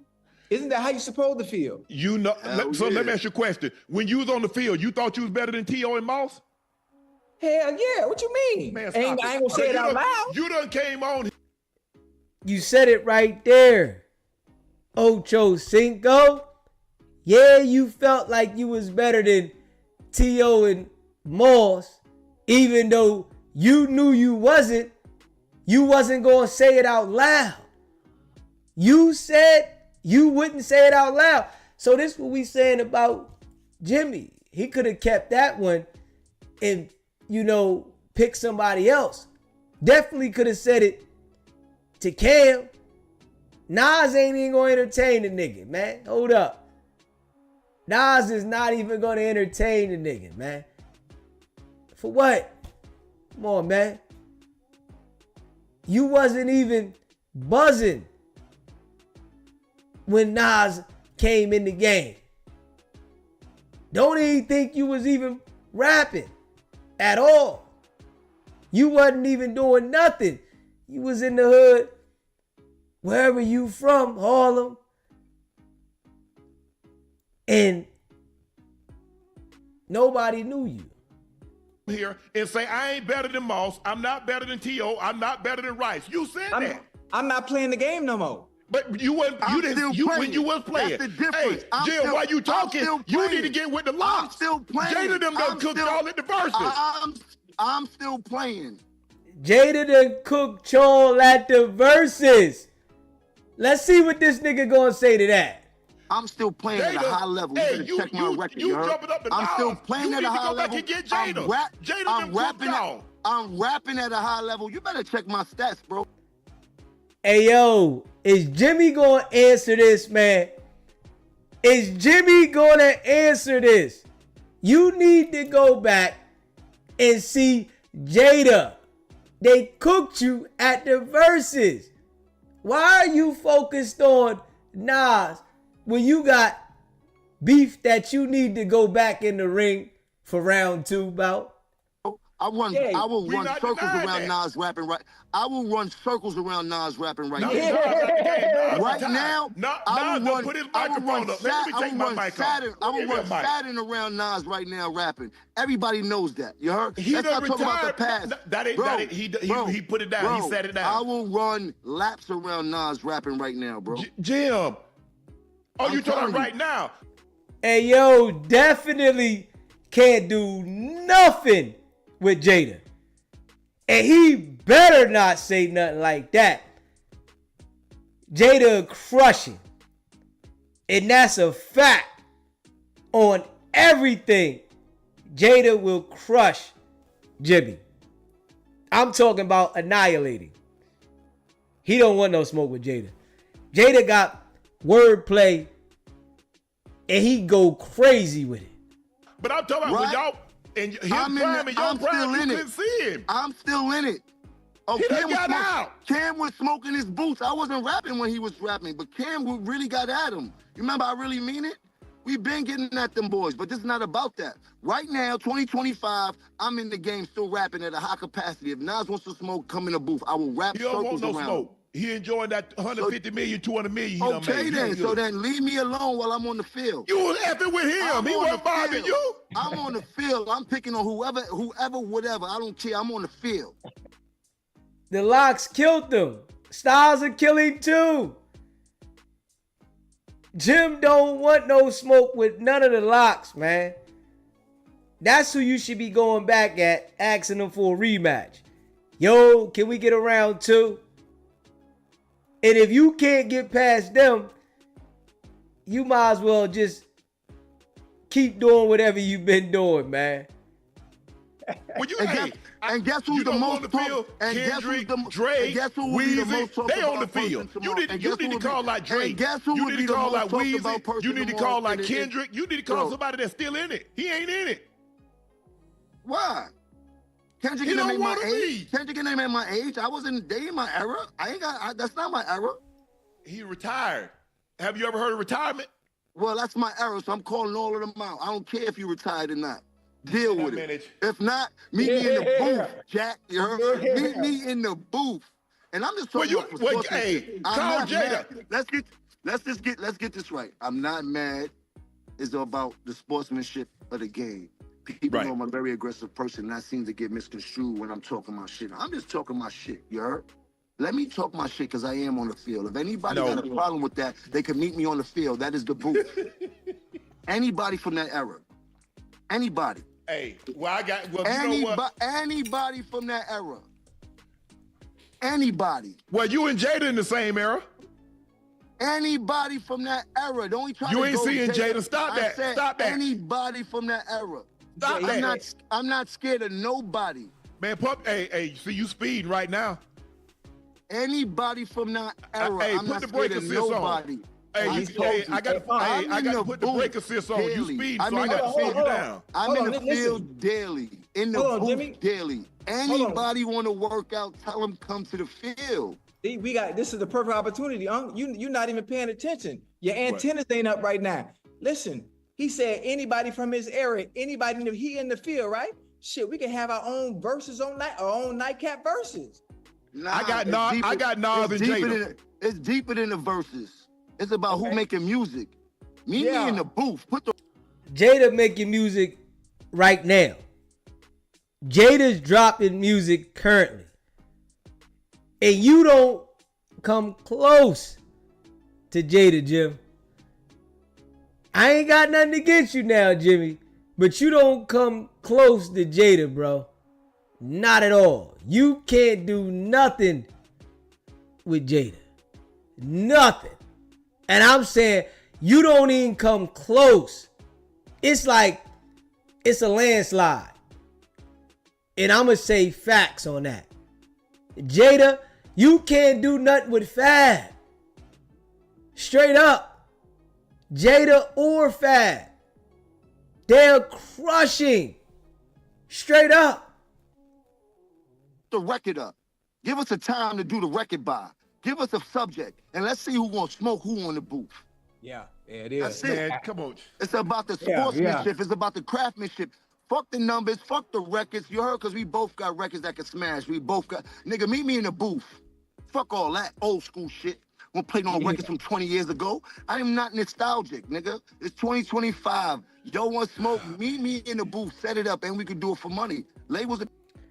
Hey, Jim trying to promote his album, because it probably ain't really do nothing. But Jada dropping shit right now. And I guarantee you, everything that Jada put out be fire to me. Jada will crush it. Straight up. To pay for it. How y'all want to do it? We can make a spectacle out here. You heard? I got it. Let's I'm go. a sportsman. You heard? Yeah. I got Nas. I got Godson. Well, get him in the booth. I got Jada. Listen to me. If you get anybody in the booth, I will pull up by myself. On my why would you want to pull over the team? They can't help you. Hey man, you definitely trying to get your album looked at. I gotta say that. You said anybody, man. Yeah. You trying to get the album looked at. That's what it is. Yeah, he trying to get the album looked at, nigga. When you get on that mic, they can't help you. When Jada and Nas nigga. start spitting, who you gonna get to help you? Hey, Unc, you're not seeing the vision, Unc. I'm seeing I the see the vision, vision. Unc. You're not That seeing the nigga vision. Shannon shirt There's an too tight. opportunity. You gotta start buying baggy your clothes, big fella. Nah, You hey. too big, man. You talk about you in the gym. Now you want to get me? You want me to see me in the gym? Oh, we could do Since that. you like to talk that ish, now come see me in the gym. Hey yo, Shannon Sharpe said, "You want to see me in the gym? Let's go to the gym." I don't think he want nothing with Shannon Sharpe in the gym. Shannon Sharpe been working out consistent too long. You can already tell, dude strong. You don't want nothing with him in the gym, nigga. Nigga been working out too long, man. We talking about Come working see out, or me we in talking the about, what we gym. talking about? Working out or strength? Whoa. Working What we out. talking about? Working out or strength? Work however you want to do it. Oh, he had to think about that. He said, however you want to do it, nigga, working out or strength. However you want to do it, we can do it. We talking about Since you got money, if we talking about put your working out, money I where your burn mouth you. feels. If you talking about working Run out, I them burn you. stacks. You talking about working out, I burn you. You talking about working out or strength? Because you probably can lift a Whatever. lot more than me. Whatever. You're bigger than me. You're probably stronger than me. Whatever. But if you talk about working out, you talking about working out, I burn you. This ain't what you do. This ain't what you want. You Hold are on, doing hold on. good when you better talk go- about Nas and better go to my Jada. IG. You don't want to better- see You better this. check the stat. You better don't check want my you damn stat. the stat. You better go to my IG. Set it up. Man, please. Ocho, set it up. I be the I live for Ocho, set it up. load How you wanna guys start? like you. What you want to You start too on? small. You ain't in my What league, you bro. want to start on? You How you want want to to do do it? it? You ain't in my league. What you want to start on? You ain't in you my wanna do, a league. You too combine? small. You too just small. wanna go. Hey, You just hey, wanna hey, go. Jim. You want to put a trainer in between? This Don't you. back out. Do not This back out you. now. Do not This back you. out now. I come to Atlanta tomorrow and give you work. This you. Bro, You too small. Bro, You not. you Nah, talking. Don't do that. You talking a lot. What you want to Hey. do? Stick to How you what you wanna do. it? Hey, stick to what you do. You don't good wanna on the get mic. embarrassed. I That's won't what take it that is. away from you. But stay out Do the you gym want to effing do with it or Shane. not? Yeah, Take some money. Do you want to do it or Jim not? Jones I don't want wanna no compete smoke with too. that boy. Unc, what we doing? Because Go neither ahead. one. Hey, start with Ocho. You can't. You Oh, don't get. whoa, You don't get the whoa, cover. stop, You don't bro. get the cover Let to me the tell you effing something. room. Let me tell you one. Let me. Hey yo, Shannon Sharpe told him start with Ocho. He said start with Ocho, man. Tell you one story. Let me tell you one story. I'm gonna tell you one story. How I met Antonio Brown. My son said, "Yo, you know Antonio Brown live up the block because I live on the beach and shit like that." I'm like, "Who is that?" He showed me to him. I DM'd him. He like, "Oh yeah, your son play football. Come get this workout." So I get on the beach. Cam Newton and like a few other NFL players. I ain't gonna say nobody's name. He made two of them go home because I finished the workout before they finished the workout, bro. Do not play with me. I'm a beast, nigga. I will go crazy for you, Shannon. Well, we know Jim Jones got a lot of confidence in himself. You know, he got heart. He got heart. He got confidence in himself. We gotta give him that, right? But I think he one of those dudes that always pick the wrong fights. Like, you one of them dudes because you want to prove something, so you quick to pick the wrong fight. Shannon, I will go crazy on you. What do you want Let's to do? go. You want to work? You want to work out or you want to do strong shit? You heard? Yeah. Because obviously you can lift longer than me, but you can't work out with me, bro. I'm a beast, nigga. Right, I'm a beast. Yeah. You you know can't what, do Jim? one muscle up, nothing. You can't do nothing with me, bro. Dude, you weigh At all. 150 pounds. You should do muscle up. I weigh 195. Hey, I weigh 195. Hey, Jim. better Unc, go You to ain't- my you- Instagram. you a better go lightweight. to my Instagram. Go to my Instagram right now. I work out every day. I post it. I don't post it. Don't play with I me. work out in secret. I post it every day, nigga. What's up? What I day don't you want me post. to come to I don't Atlanta? post nothing. What day you want me to come to Atlanta? I ain't even in Atlanta. I'm gonna come see you. Oh, come. That nigga said, I'm gonna come see you. Hey, yo, we gonna see how that go. Because I know Shannon Sharpe can lift more than him, but he's saying his stamina. Jim saying he got more stamina though. In New York, we got gyms. When you want to do it? Man, the little You want to small do live rat. on the show? You want to do it live on the show? 30-minute workout? I don't do anything for show. Just me and you. And I just want you to know that I kick your ass doing what you do. You see what I'm saying, Ocho? Hey, See, you about show. I went in two. I'm about I went dough. in two. I won in two. He told that nigga, you about show and I'm about dough. Now let's see what Jim gonna say back on that. The show gets the dough. You never heard that? Yeah. No dough, no show. What's up? You scared? We You can ain't do it for about this, pay-per-view. Jim. You We ain't can about do it this. for pay-per-view. I know you got a lot on the line because you're a professional football player or ex-professional football player. I retired. You don't want to get When you signed your first contract, I was retired. Oh, Tony, when you signed your first contract, I was retired. Hold up, little nigga. Bro, so how would an ex-football player look like they're scraped up by older rapper? Hey, when we gonna compete? Cause Ain't no rapper beat me in nothing. That nigga said ain't no rapper beat me in nothing. But on the microphone. When it comes to the gym, that ain't happening. What you want to do? What you want to do? Look here. You have the rap game, that's you. That's your era. That's your era. That's where your era of expertise. Yeah, man, I ain't finna waste my time dealing with you, man, cause you ain't on this level. You want to run sprints? You want to run routes? What you want to do? Or you I just want to stay in the gym? Or you just want to stay in the gym? And I got a bad hamstring and I still give you work. Or you want to stay in the gym? I'm staying in the gym. I don't want to do nothing but that iron. I don't move nothing but iron. Yeah. That's what I thought. Bro. We can move iron, bro. Jim got quiet though. Hey yo, Jim got quiet though. He told the nigga, I don't want to move nothing but iron. That nigga said, yeah. Check my resume. You said drug testing first, RM. It's extensive. In 30 minutes, you won't last 30 minutes with me. You want me to follow you or you want to follow me? How you want to do it? See, if Jim Jones was thinking, he would have threw that out there.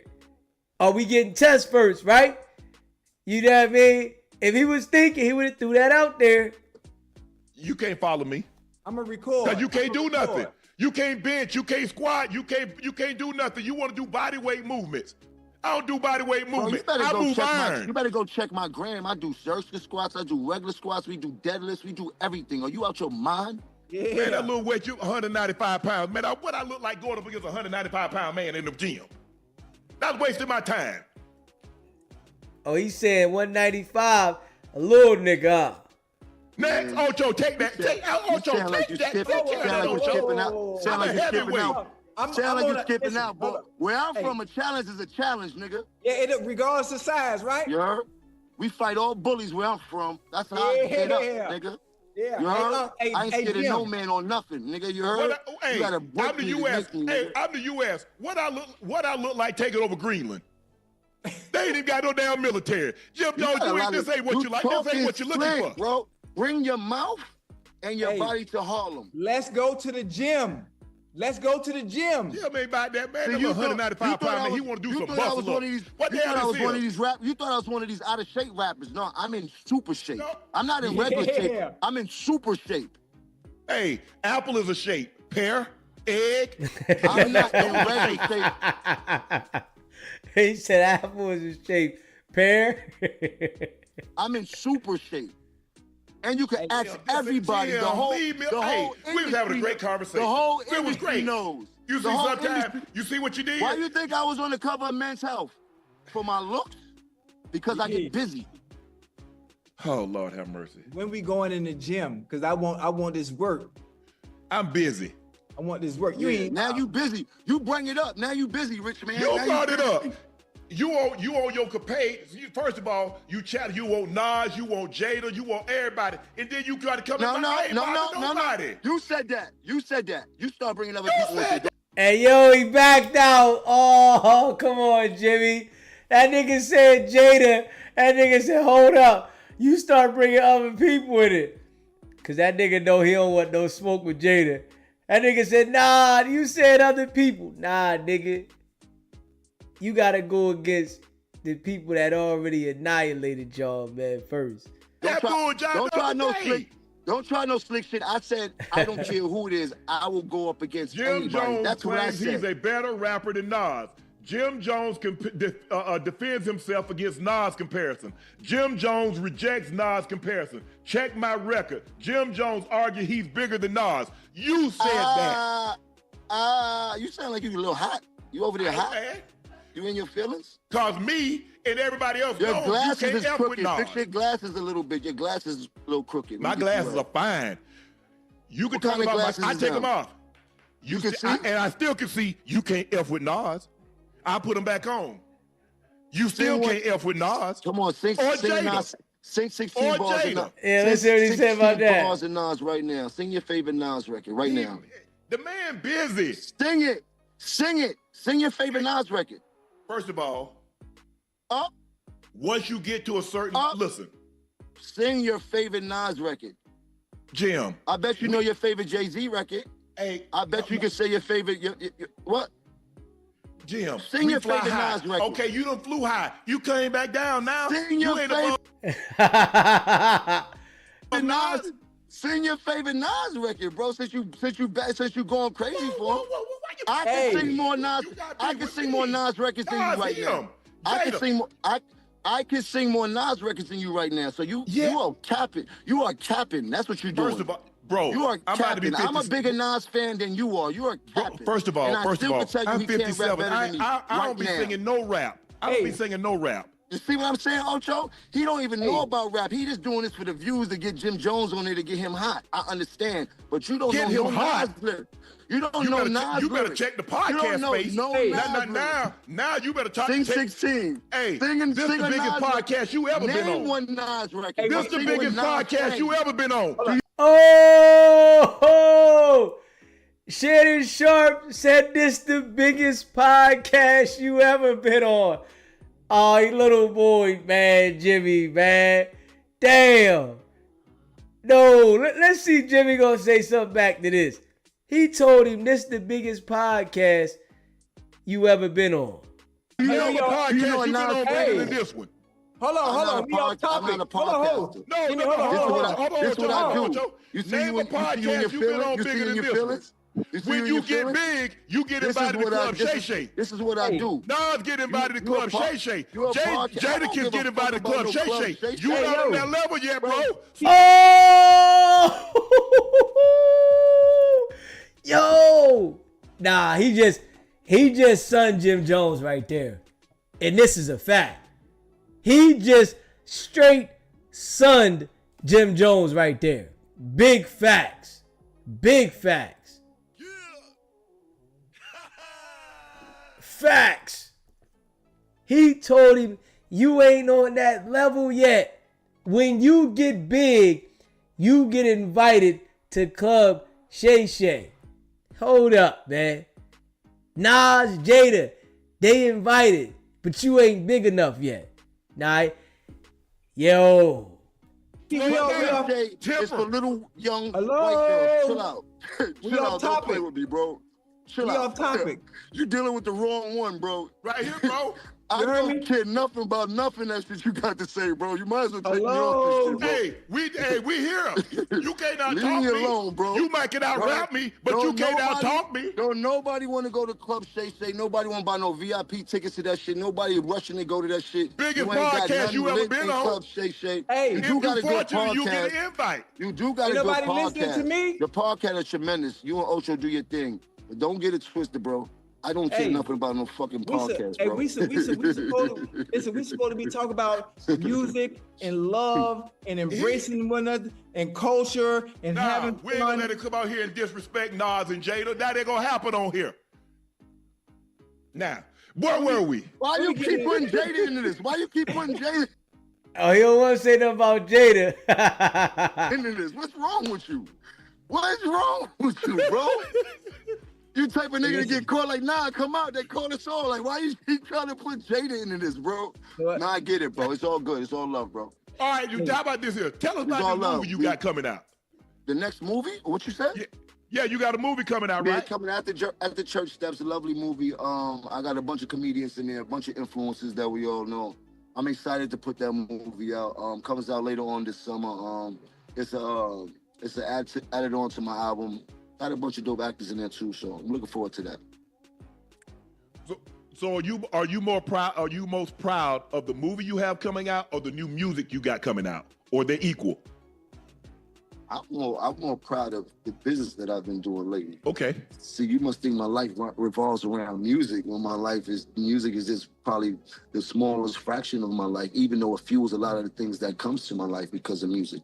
But I'm a great businessman all around the board, you know what I mean? So you got to learn a lot more about me. And I'm a philanthropist. I'm one of the few people that do give back, shirts off my backs and things like that. All the rhetoric about the rap and back and forth is cool and shit like that. But deep down inside, I'm a way iller man than what we over here going off about and things like that. Like my biggest attribute is my giving back. You heard it? I'm gonna always do that, no matter what. I don't want people to get it misconstrued. I love to give back. And that's what my whole mission is about. And the more I go viral, the more I'm on your Explore page, the more opportunities come to me, the more I can give back.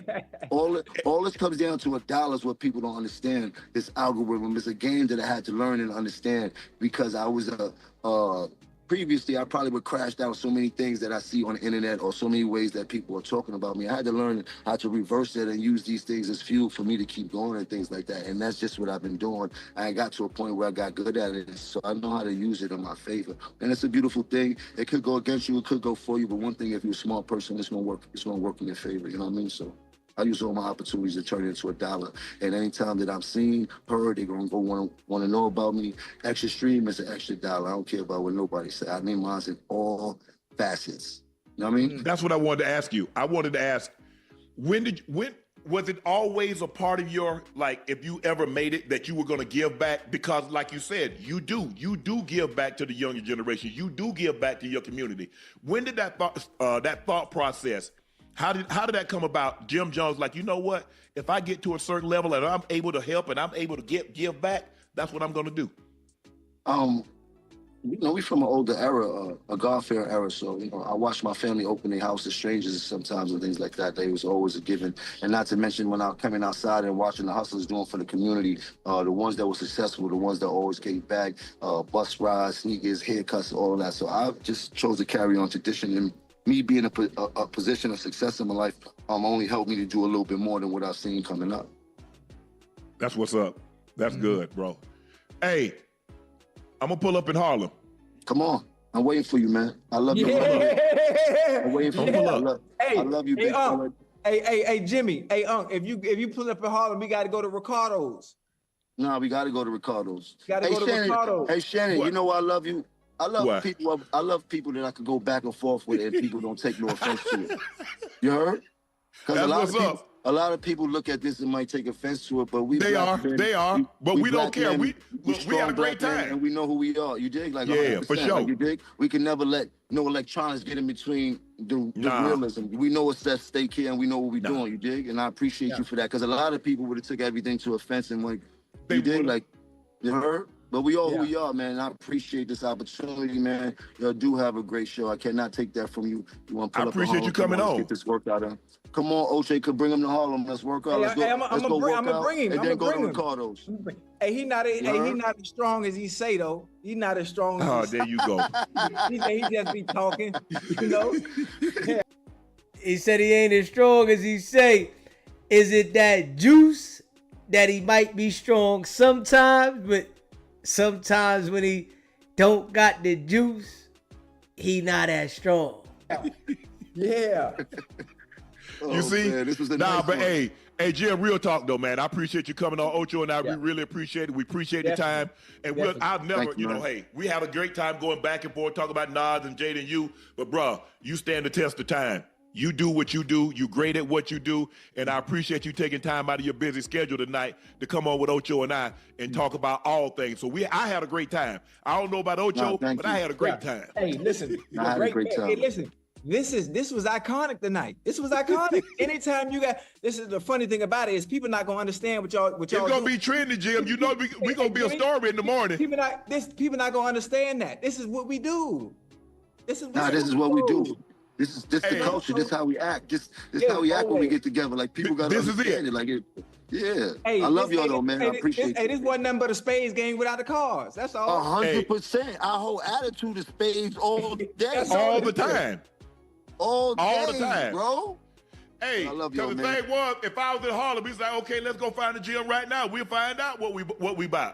100%. 100%. 100%. We stand on that.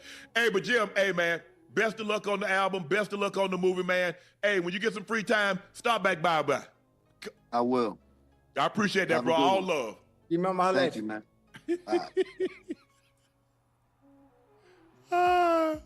Hey, Ocho. That was awesome. That was awesome. Hey, Ocho. Now you know, hey, everybody gonna say, man, Jim Jones and Shannon Sharpe was going. Hey. No, they don't understand it. And anybody that say that, they don't play spades. They don't play spades. But Ocho, it's been a while since I've been able to get that out. I've been sitting on this for 2 months now. Oh yeah. I was just waiting.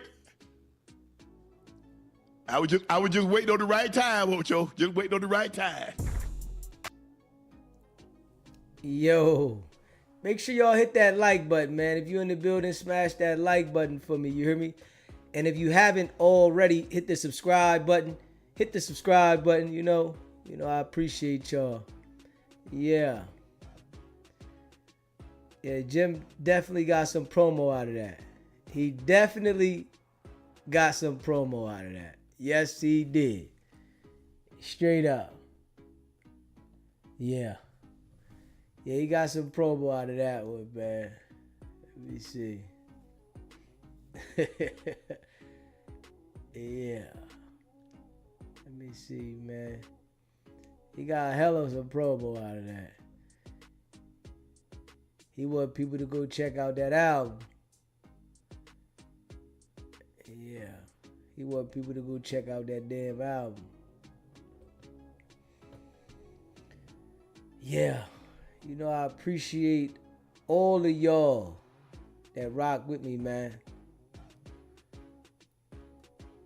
I appreciate all y'all. Y'all see we grinding from the muck, non-stop. Yeah. Let me see here. Yeah, we grinding, man. Non-stop. Let me see. What they say. Hold up.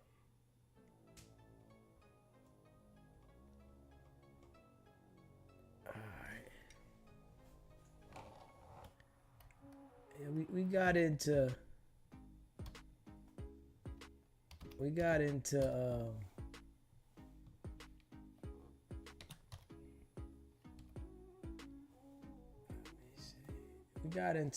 Diddy earlier, and I wanted to play this joint here. Hold on, man. Let me see. I wanted to play this one here. Let me see. Let me get. I gotta get it up. Hold up, y'all. Let me get it up there. Oh, girl, what is her name? Yeah. Let me play that. Let's go over this one right here, y'all. What y'all think though with Diddy though? How y'all feel? Y'all think he done? Y'all think he done or he got a shot, man? Is it over for Diddy, man, or he got a shot, man?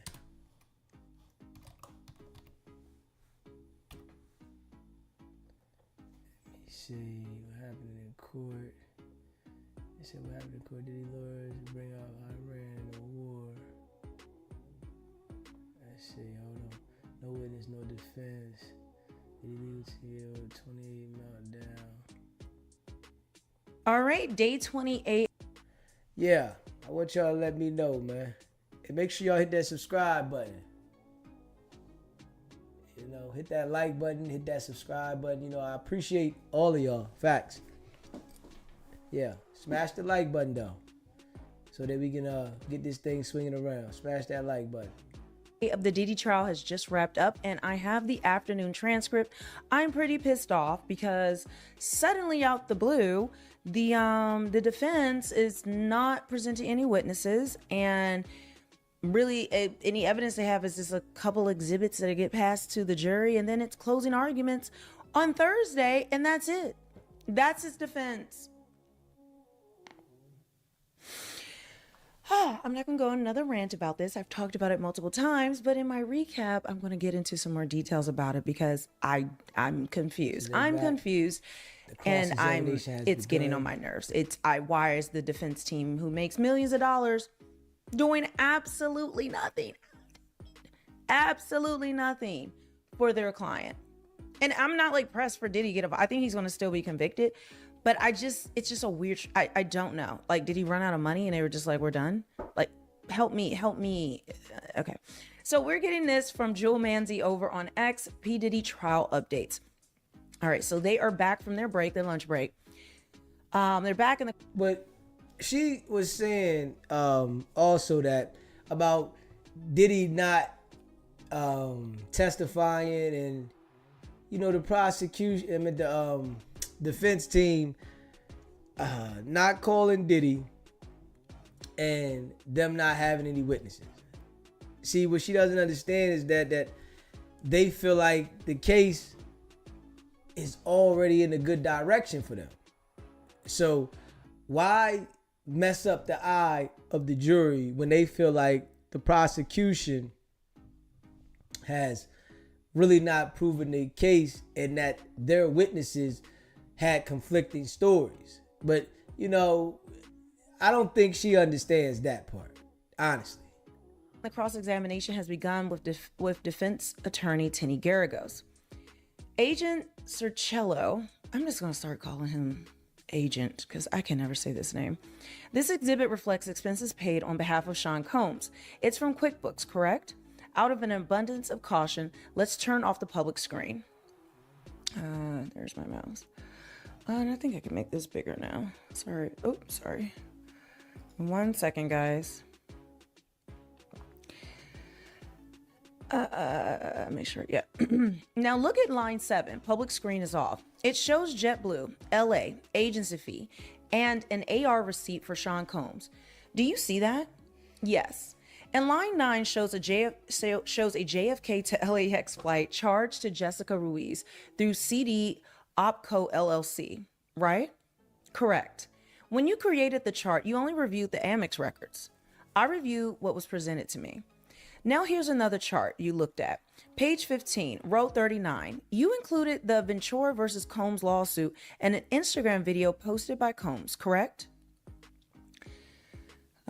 Let's talk about this invoice from September of 2023. It's from Mr. Combs' travel management company, correct? Yes.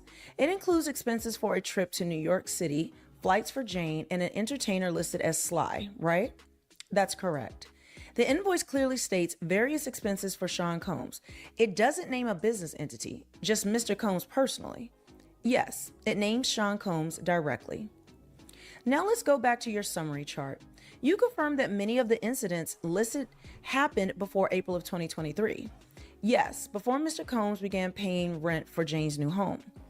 And you would also agree there may have been other times Jane and Mr. Combs saw each other, interactions that aren't reflected in the chart. That's possible, yes. When you compiled the summary chart, you only reviewed the American Express records, correct? I reviewed what was provided to me. Let's move to another chart you reviewed. Please turn to page 15, row 39.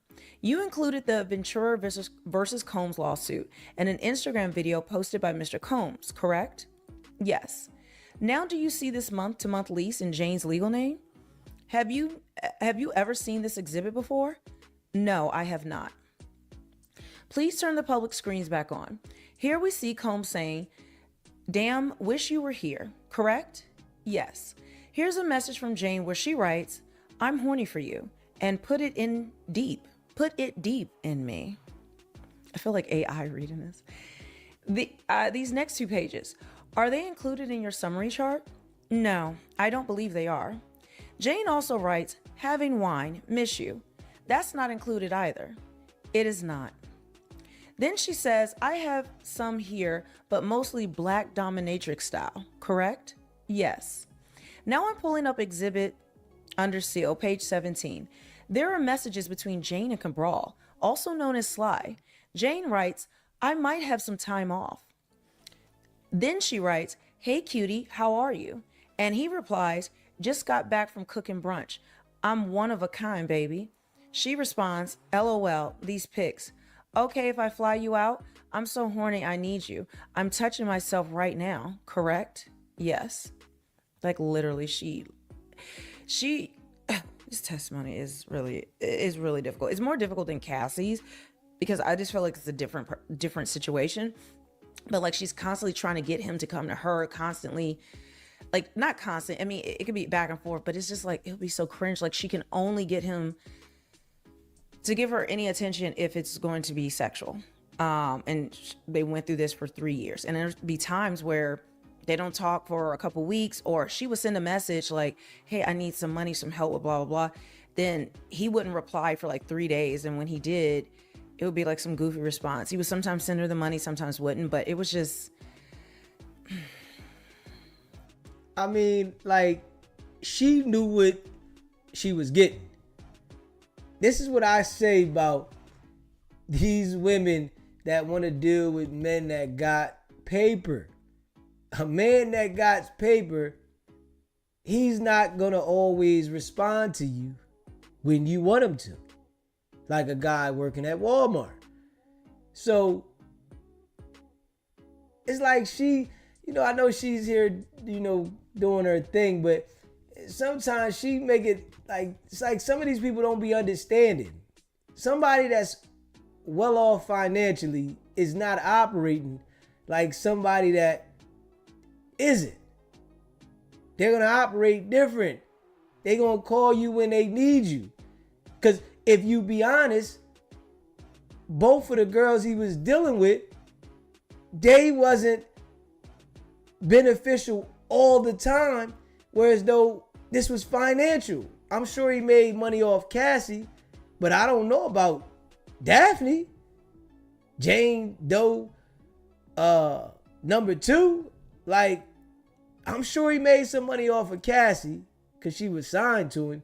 But damn, you can see that the man was dealing with you when he wanted to have the free goals. And they kept hitting him though. And she wasn't even getting a check. Like, what are you doing? Like I don't understand.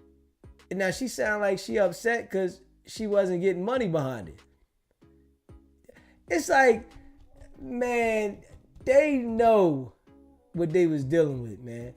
And what I do see is like a lot of women are covering the Diddy trial, and they're covering it with emotion on if it was them, instead of being really like open-minded about it's a man that got paper and he was doing whatever he wanted, and the broads wanted to go do certain things and they were setting up the freak offs and stuff theirself at the same time.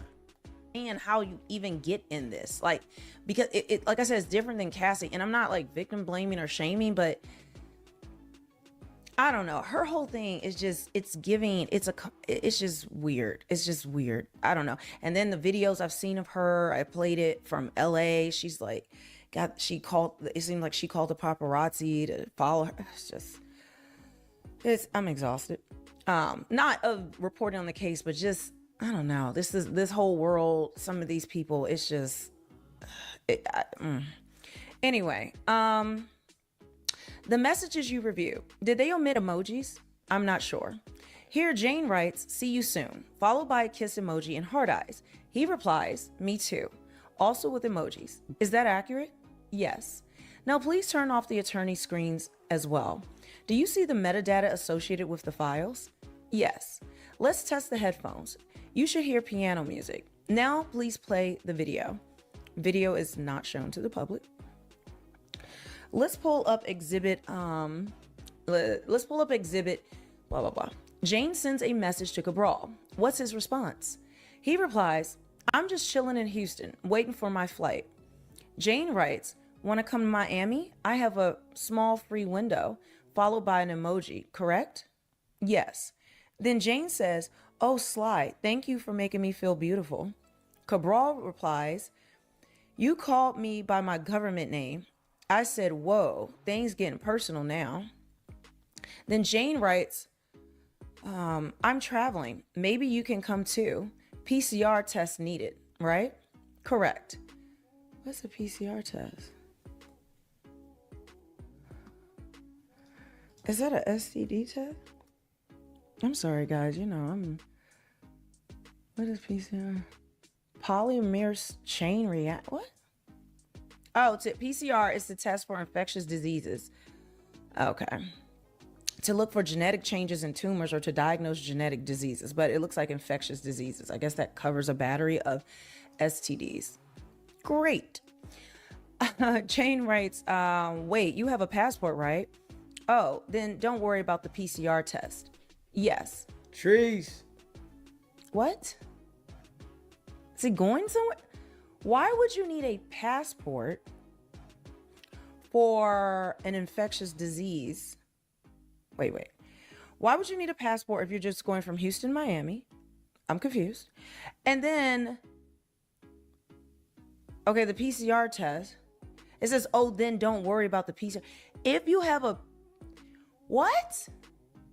So if you have a passport, you don't need an STD test, but you need a passport to get from Houston to Miami? Am I missing something? I'm missing a lot from this trial because they pissed me off. Also, Love Island has pissed me off. Blake Lively and Ryan Reynolds have pissed me off. Everybody is pissing me off right now, like pissing me off.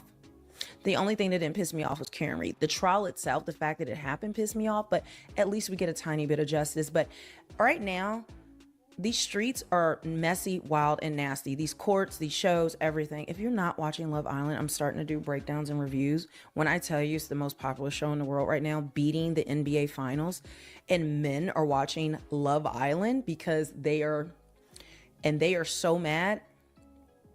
It's amazing. It's fun. Okay, money, a lot of stuff on TikTok, on X, but I'm 127. trying to bring some of this on YouTube. Anyway, watch it tonight. Go back and watch the other episodes.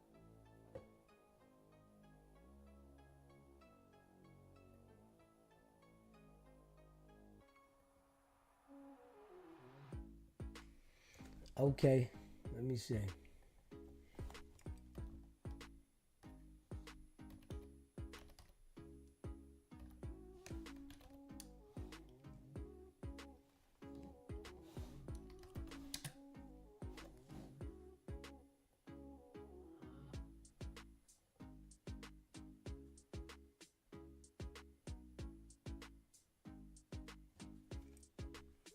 Hold up.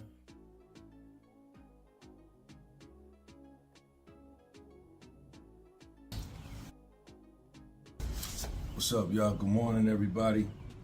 Saturday morning, June. Let me see. Hold up. Hit that subscribe button for me. Make sure y'all smash the like button too. Let me see. Smash that like button. Disco scene, live from down here in Lower Manhattan. 90-something degrees today, 100 degrees tomorrow. So I had to come in the shade today. I want to thank everybody for subscribing to the channel, subscribing to my Instagram. Thank you. My Instagram numbers have gone up. The podcast was sold on Instagram. The podcast was sold on Spotify. Thank you for subscribing to my Spotify. My Spotify numbers have gone up. El Solo Ojo, he the first one in here. My Spotify numbers have gone up. My YouTube numbers have gone up. Thank you. We here, live down here. I gotta give a shout out to all of my Cash Apps. Shout out Shout out to Jason. Shout out to Jason. So on their case. And because they're wrapping up. Remember, the burden of proof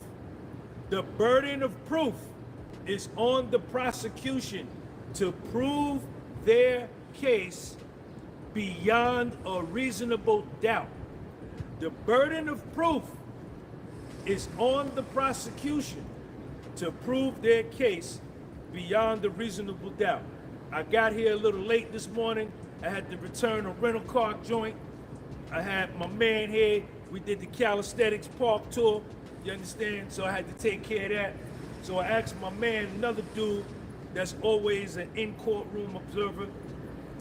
He said that the prosecution before court, the defense said that they will be ready tomorrow, Tuesday, the 24th, and the judge will be ready to hand the case over to the jury by Thursday, the 26th. However long the jury will deliberate, we don't know. But the case is coming to a close. To me, at this point, if I'm a juror, right? To me, at this point, if I'm a juror,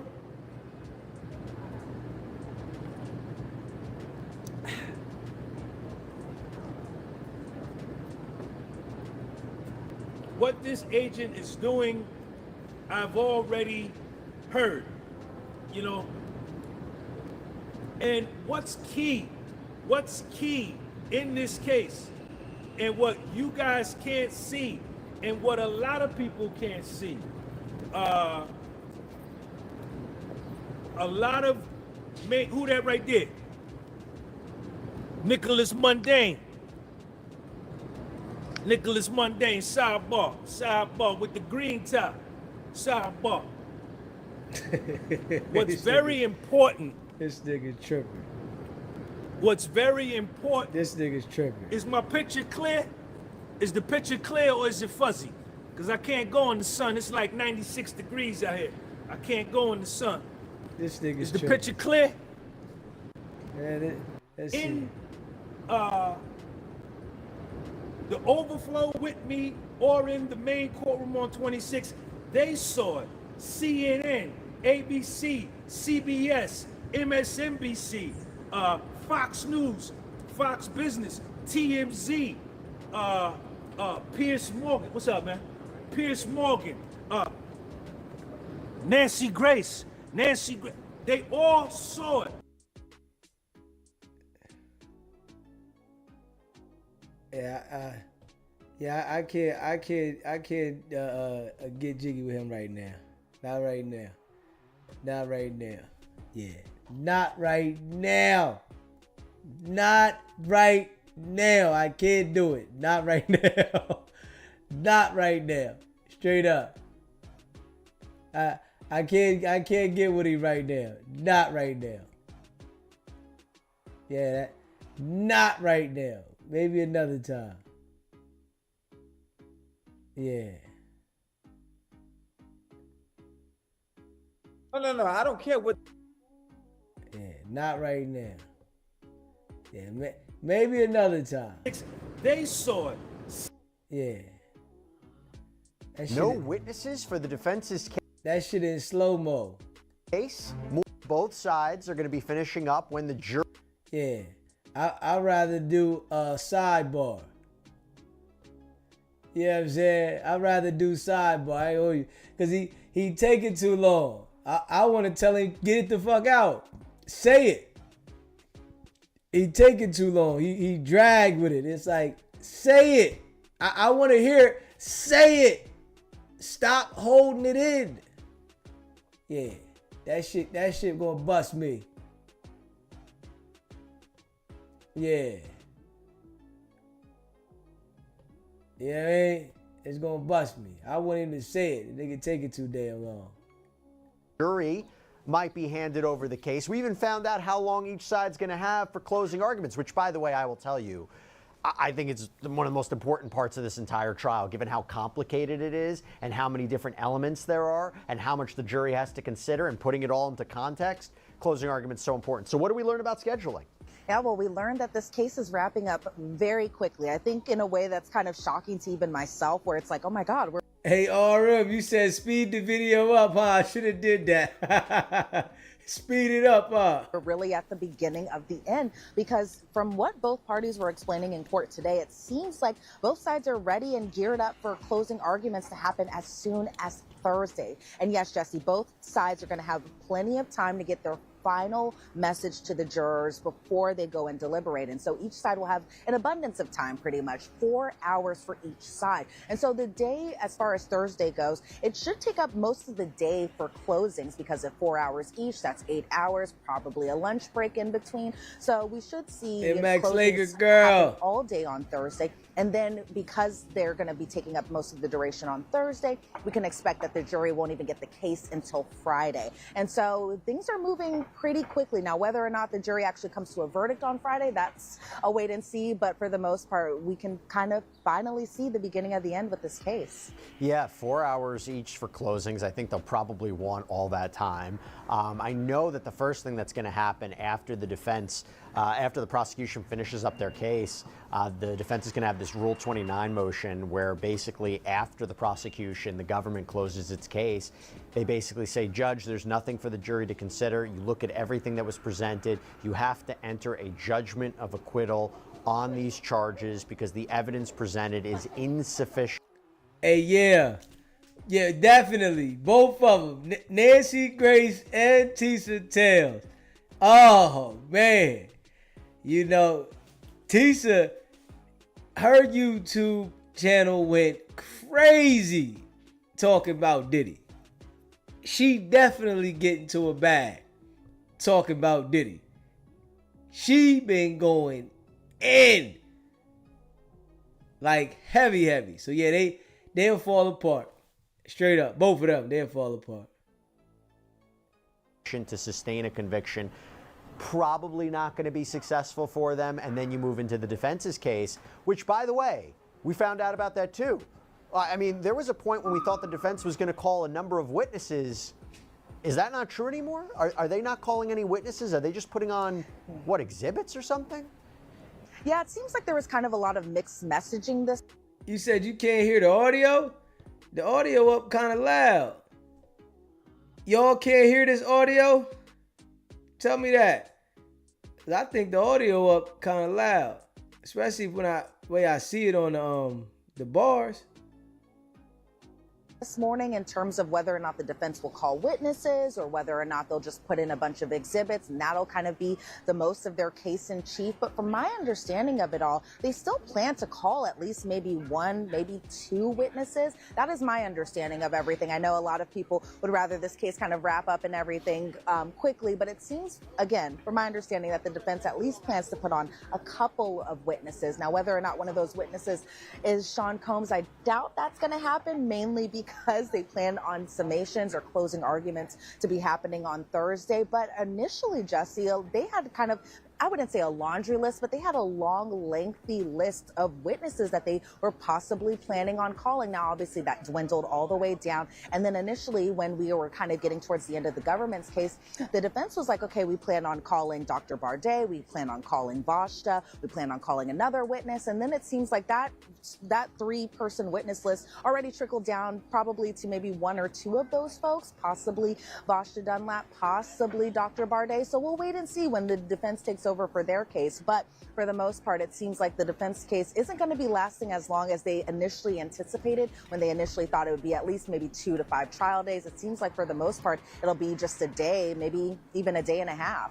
Yeah, some outlets are reporting that the defense is not planning on calling any witnesses, so we're getting mixed messaging. I'm happy you were there to straighten it out for us, because I'll tell you, I think it's interesting. If they call no witnesses or they call a limited amount of witnesses, it says something about how they feel about this case. They might feel that through cross-examination of key witnesses, key prosecution witnesses, and maybe just some of the text messages that came out, enough reasonable doubt has formed. There's nothing more for them to do. Now, you talked about Sean Combs not taking the stand.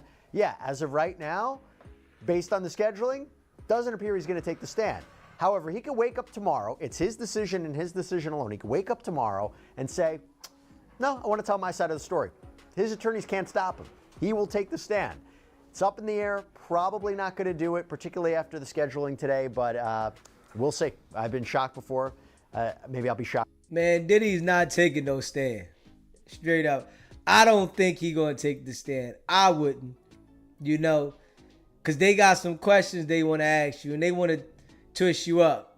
You're going to have to get up there and admit to participating in these freak offs, and then they're going to hear from your side, and you are the one that they're trying to put it all on, and they're going to definitely try to tush you up. So, you know, I wouldn't get on the stand. Y'all heard we had freak offs, and that's it. You know, straight up. Y'all heard the freak offs, and y'all heard they was doing whatever they was doing. And nah, I wouldn't get on the stand. Shocked again. Now, after all the scheduling, now after what we can anticipate for the rest of the week, we saw the continued testimony of this special agent for Homeland Security investigations, this summary witness, literally summarizing or condensing a lot of the digital evidence in this case. And it seems to me that the prosecutors are really trying to illustrate that the connective thread, this connective thread with Sean Combs, his associates, and Jane, alleged victim 2 in this case, to set up all of these wild king nights. So you're really placing Sean Combs in the middle of it. Not that he can't say, oh, I don't know what was being set up on my behalf. I showed up at a hotel room and I'm shocked to find what I found. Not so quite. And it's either that he was an integral part of this, assuming at the very least these were sites of prostitution, which is, you know, transportation to engage in prostitution. The allegation being that he transported sex workers and alleged victims for the purposes of sex work, or at the worst case for him, that these are sites of sex trafficking. So Elizabeth, before we even get into the audio tapes of Sean Combs, I want to ask you that about that separately. So I understand more flight records and the payment of travel. This was all discussed, as well as setting up the rooms for these sexual episodes, right? Yeah, absolutely. And so, Jesse, I will say this about some of the summary charts that the jury was able to see today. It was something that a lot of us in the gallery weren't able to see because it had a lot of sensitive information, specifically relating to Jane. And so, unfortunately, for the most part, especially at the beginning of the day, we didn't see all of these charts and graphs that were all put together, but I was able to try to jot down as much as I could, especially as Maureen Comey was kind of going pretty fast with this witness. But for example, we heard about one particular kind of flight summary chart that was between September 24th of 2022 and September 25th of 2022. And the location was Mapleton Home, which is Diddy's residence over in Los Angeles, as well as in Vegas too, where the names associated with that particular time frame were Jane, Sean Combs, and Paul being an entertainer that Jane and Sean Combs would use in their hotel nights. And so the jury was able to see kind of financial records, that being $2,500 that was sent over to Paul. The flight records, I wasn't able to write it down as fast as I possibly could, but there were flight records that were attached to that. But then also there were just more charts just really talking about the payment. So for example, there was one payment from September 17th of 2023 through September 19th of 2023. It was about a hotel booking, particularly the Trump Hotel in New York and the Whitby Hotel 2. The names associated with that particular booking were Jane, Sean Combs, Robert, and Cabral. And then Jane, she had a flight out from LAX to JFK, Cabral from Atlanta to Newark, and then Newark back to Atlanta, where the jury was able to see Venmo payments totaling $1,000 that was sent to Robert. Then they were able to see text messages associated with just kind of the financial records associated with Cabral, where Jane texted Cabral saying, I'm going to check on the status of the cash for you. Then we see more things, or we hear about more charts that have to do with Jonathan Perez, one of Sean Combs' assistants, Jane and Cabral. It was assigned to the Trump Hotel, room 0508. The arrival date was around that same time frame, September 17th of 2023. And then the payment method was an Amex, and the account holder, that being Sean Combs. And so the jury was able to kind of see all of that, including an American Express credit card bill where there was a charge for the Trump Hotel for $2,597.11. Another another charge for $2,490.17. They were able to see transportation. It was through Premier Travel and JetBlue obviously being an airline, and that was transportation in relation to Jane and kind of how she was able to possibly get over here to New York. And then the account holder for that was Jessica Ruiz. However, what we know about Jessica Ruiz is she was a travel agent that Sean Combs would use in order to kind of set up these arrangements. And so the flights were paid for with Amex under Jessica Ruiz's name. That was also under Bad Boy Entertainment or Bad Boy in general. Then there were just more records for the flight for Cabral, again, around the same time frame, that being September 18th of 2023 through September 19th of 2023. The account holder was under Jane's name. However, there was a wire transfer to Jane Doe from Sean Combs. And so I think that was another kind of point where they were saying, even though the account holder might be assigned to Jane, the money that was coming in, according to the government, was first coming in through a wire transfer from Sean Combs, so that way Jane was able to book this flight or get whoever over to wherever they were going to be in terms of planning for hotel nights. And then there were emails even between Robin Greenhill to Teen Combs, where Robin sent a screenshot where the message included in that particular screenshot was, "Hey, please send Jane $5,000. And so the jury was able to see even more charts of services that were received from Brendan Paul, Cabral Williams, travel agency charges, other charges, including just to hotel rooms. And so it was a lot of just charts, first of all, but also just a way for everything to just be in one place in terms of if the flight was booked for this particular date, here are all the financial records associated with that. And it seems like from the government's kind of argument about this all is that all roads kind of lead back to Sean Combs in terms of who was the one paying for all of this to be happening, all for the entertainers, and even in this case for Jane to be coming out to these hotel rooms, and in this case New York, but also in other places like Los Angeles and Vegas too. That's why these summary witnesses are so important, because you heard the idea that Sean Combs had been paying or arranging for these workers and their travel and their transport, and also the alleged victims in this case. Yeah, Angel, I think we talked about that. Might have been like 2 days ago.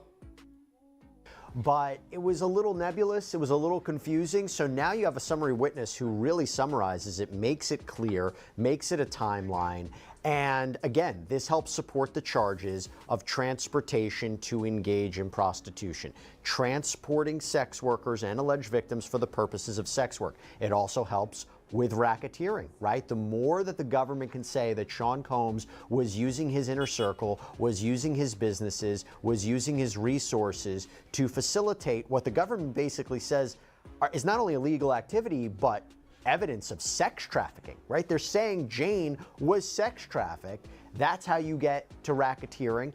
Which sex trafficking is one of the underlying crimes of racketeering. But it's also, you talk about a criminal agreement, a conspiracy. That's what you need. Him agreeing with others to facilitate this illegal conduct. And of course, the more they show this, the more they're saying it's evidence of sex trafficking of Jane. But I mentioned the inner circle. My understanding, there were messages from Combs' inner circle, right? Which is important for racketeering. Again, the more you say those people, those associates, that security, those assistants were helping him to do that, that is key. What did we learn about the messages from Combs' inner circle? What kind of messages were presented for the jury? Well, it seems like in addition to just the messages that the jury was able to see between Sean Combs and Jane, or Jane and an entertainer, or Sean Combs and an entertainer, there were still things that were happening kind of behind the scenes in terms of his employees kind of handling everything, so that way the rooms would be ready, that way everyone kind of knew what the plan was for either the weekend or for these hotel nights. And so the jury was able to see a lot more messages, and even heard some audio messages too, just about everything that went into the alleged Combs enterprise kind of planning these hotel nights and what they were doing in terms of that. So for example, there were messages between none other than Christina Coram and Sean Combs, where there were some audio messages that were played. We weren't able to hear those because it was one of those things that was under seal, and then the government was worried about sensitive information. I don't think Jeezy went to the parties. If he did, was participating. I don't see Jeezy as these other rappers. You know, Jeezy was a street nigga, and you know, I see him as a different type of hustler. So, you know, I can't put it past nobody, but I don't see Jeezy on this type time, you know, like Puff was. I don't see that. Information relating to Jane being out there. So the first couple of batches of audio messages were headphones only. So unfortunately, we couldn't hear those. But what we did know is KK's response to some of these audio messages that included Christina Coram saying, okay, she's going to come. She'll meet us in Vegas. Sean Combs says, okay. He sends another audio message, again, one that we can't hear. Christina Coram says something along the lines of whatever you want. By the way, your nightstand has plan B. Sean Combs liked that particular message. Appreciate that super chat. Run the table. Facts. He also said, do you think the other girl will come? Christina Coram responds.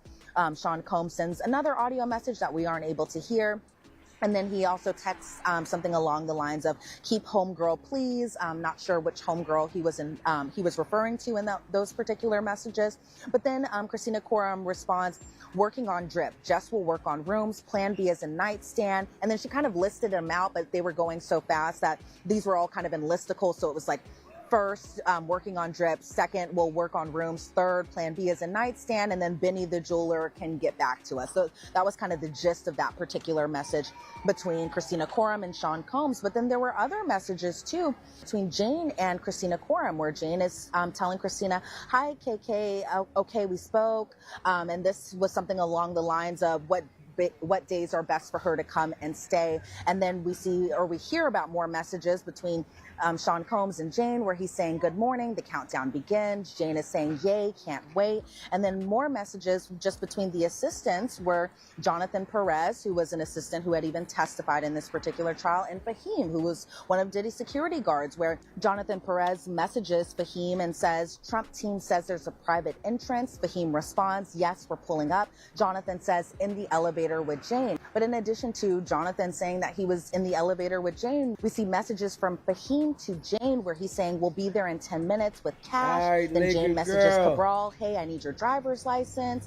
And then there were messages even between Brendan Paul and the people who set up the IVs. And that's something that dates all the way back to Cassie's lawsuit, where she says these really long and intensive freak-offs, that they would just need these IV drips in order to recover. And according to Jane's testimony, it was kind of the same instance where these hotel nights in her case would go on for days or hours on end, that they would just need IVs in order to just recover from them. And so the jury was able to see text messages between Brendan Paul and the people who set up those IVs, where the people who set up the IVs said, "Good morning, please let me know what type of bags that they would like. Also, are we doing the same IVs on all three?" Then Brendan Paul says, "I'll keep y'all posted. All IVs will be the same." Then Brendan texts about needing Benadryl in the IVs too. And then there were even more messages that included messages between J9 to Fahim, where, and these are both security guards that worked for Sean Combs, where J9 says to Fahim, "ASA, I grabbed 10K from safe for PD. I have it in my possession. I'll let you know when I hand it over." Then there are messages between Sean Combs to Jane, where he says, "I can't have Paul at my house." Jane says, "Yeah, we know, baby." And so it seems, Jesse, that honestly, a lot of text messages were really just showing, just kind of, even though, you know, maybe Sean Combs and Jane were together in a hotel room, they were with whomever inside that hotel room, that there were still kind of workings that were happening on the outside in terms of obtaining the cash, getting the cash to Sean Combs, or even in some instances Jane. And if it wasn't through maybe possibly a wire transfer or Cash App, Venmo, any of that sort, that it would just kind of be cash that would either be left at the hotel or in an envelope, in just a way that was kind of, you know, given to the entertainers in a kind of, you know, a discreet type of way. Yeah, look, if we say that all of these assistants are offshoots of Sean Combs, it connects him back to these alleged criminal sexual episodes. It helps establish a criminal enterprise. You go to the opening paragraphs of whichever indictment you want to pick, that Sean Combs was using his businesses and his resources and his inner circle and his associates to engage in the sexual exploitation and abuse of women. If the jury accepts that these are instances of sex trafficking, this is key evidence. The text messages are so important, right? The flow of money, the travel receipts, so important. And the more that the jury can accept, everybody knew what was going on. Everybody was on the same page. Everybody knew the goal was to make Sean Combs happy. That's how you get to a common enterprise, right? But the jury might look at it like, even though that the women was doing certain things and they wanted to make him happy, they still could have took it upon themselves to do things that they wanted to do. So, you can't just say because they all wanted to make him happy that, it was all his fault. The jury can look at things different. They could take it in account that people was doing things on their own now. You was surprising the man with certain things.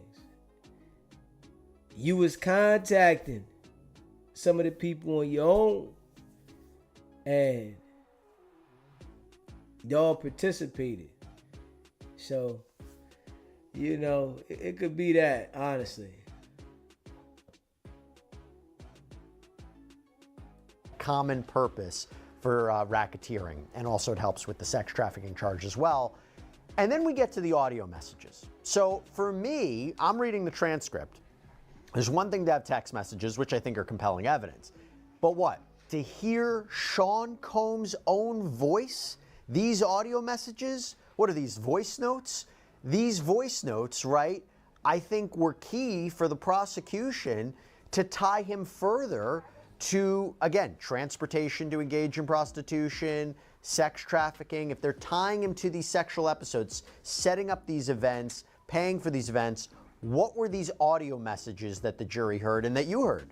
Yeah, so it was something that, obviously we've been following this case pretty closely, so we all know what Sean Combs sounds like outside of a courtroom, just in any other type of atmosphere outside of the federal court building right behind me. But for the jury, I'm suspecting that most of them haven't really heard Sean Combs' voice outside of this trial. And so it might be interesting for them to kind of hear how he's talking in these audio messages, his demeanor in these audio messages, because for the most part, Jesse, when we were hearing these audio messages, his tone was either laughing or a little more upbeat. Sometimes you couldn't tell necessarily if he was being sarcastic or if he was being serious. And so it's all about the jurors' respective kind of interpretation of how they feel listening to this. But I thought it was interesting kind of hearing these audio messages that were played. And, we're in 2025, and so a lot of people send voice notes in terms of, not in terms of, but instead of just sending a text message back. And it seems like Sean Combs would often use audio messages or voice messages in order to kind of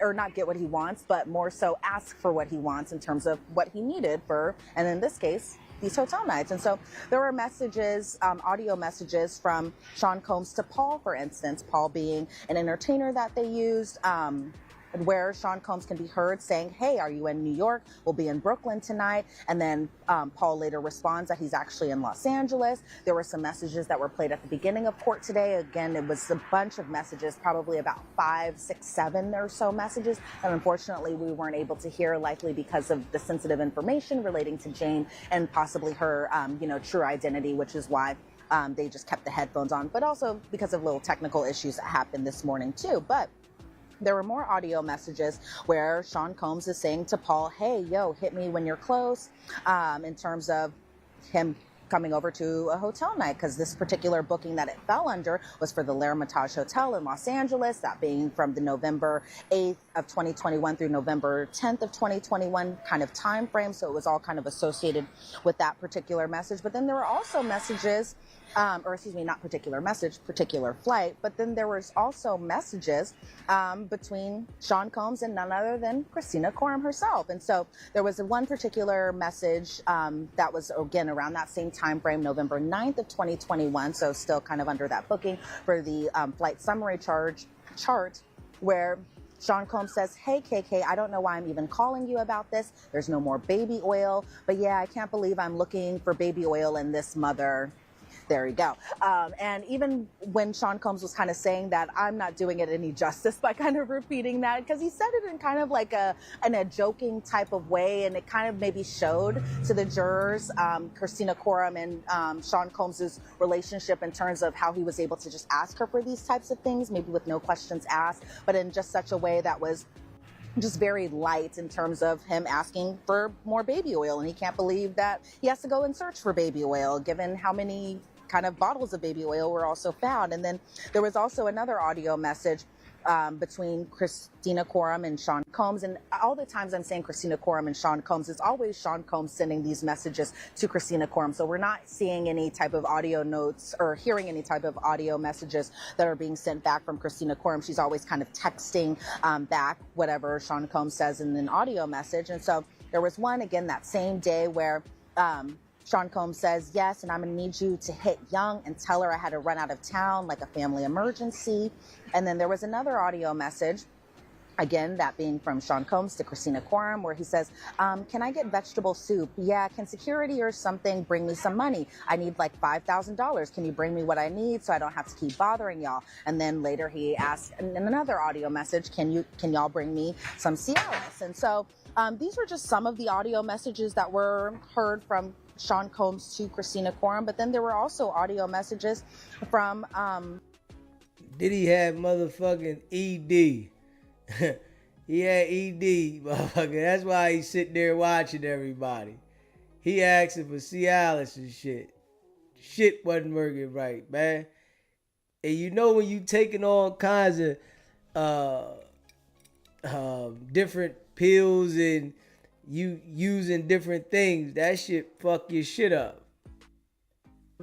Sean Combs to Frank, for instance, and there was also messages from Sean Combs to Jane where he says, yeah, I sent you $15K, baby girl. And then to Frank, he said, yeah, make sure you have the room set up the right way. And so, again, these are just typical instances where it seems like Sean Combs was kind of using these audio messages, one being in the know of kind of what was going on and what the plan was for those evenings in terms of these hotel nights, and just how his employees would kind of help set them up, and if he needed anything else, he would just send an audio note to his respective assistants, but also just messages confirming that he needed money or he needed to send money too. Yeah, I think one of the, in my opinion, one of the most damning ones is I believe he sent one to his travel agent and goes, hey Jess, I need to get him from Atlanta to here, let me know, hit me up. If you're talking about transportation to engage in prostitution, and he's literally saying, I need him transported, I need this sex worker transported, that's a problem. And you talk about, I sent you $15K, baby girl, or make sure the room is set up right. Look, on one hand, it easily feeds into the prosecution's narrative that he was at the center of all of this. He was setting all of it up. He knew what was going on. The defense could say, again, all of this is consensual. Nothing about this was illegal. Of course, he was setting up these voyeuristic sexual escapades, but Jane agreed to it. Cassie agreed to it. Everybody agreed to it. And really, if he was the head of this criminal enterprise, if he was engaging in a pattern of illegal conduct, would he have voice messages? Would he have text messages? Wouldn't he try to insulate himself a little bit more? If he's really the mafia king boss, why have all these connective threads? Why have all... Yeah, you know they try and make it what they want it to be. That's all. Yeah, when they want to get at you, they're going to create something. You know, I think in the world, a lot of things that we do, they can turn things into what they want to turn them into if they feel like they want to get you out of here. You know, it's people that fly people out all the time to do different things. But when you become a target, certain things become a crime then. And, you know, Diddy in the hot seat. So, you know what I mean?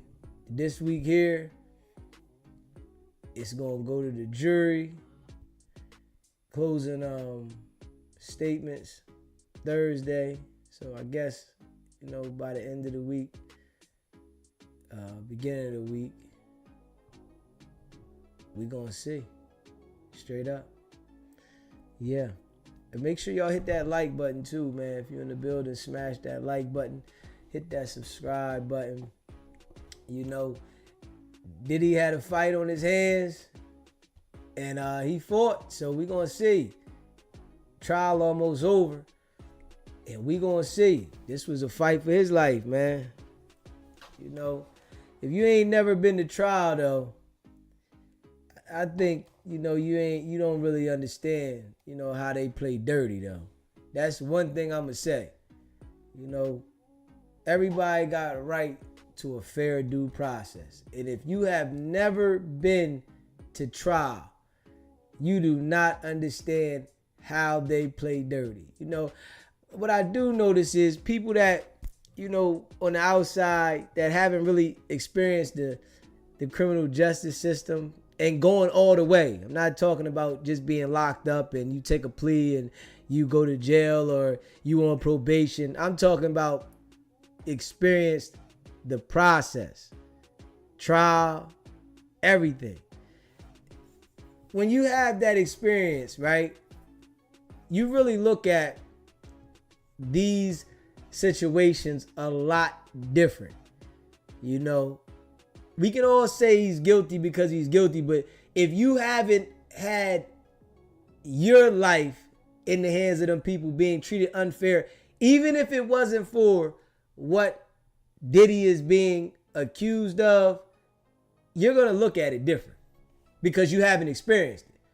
Now, if you was in trouble for anything, whereas though you felt like, damn, they taking advantage of me and they doing certain things and, you know, they not giving me a fair due process and, you know, they taking away certain things and they playing dirty instead of following the due process, I'm telling you, you'll look at it different. You know, me going to trial, as much as I've been to trial, you know, no matter if I felt Diddy was guilty or not guilty, I still feel that they don't give you a fair due process. That's all.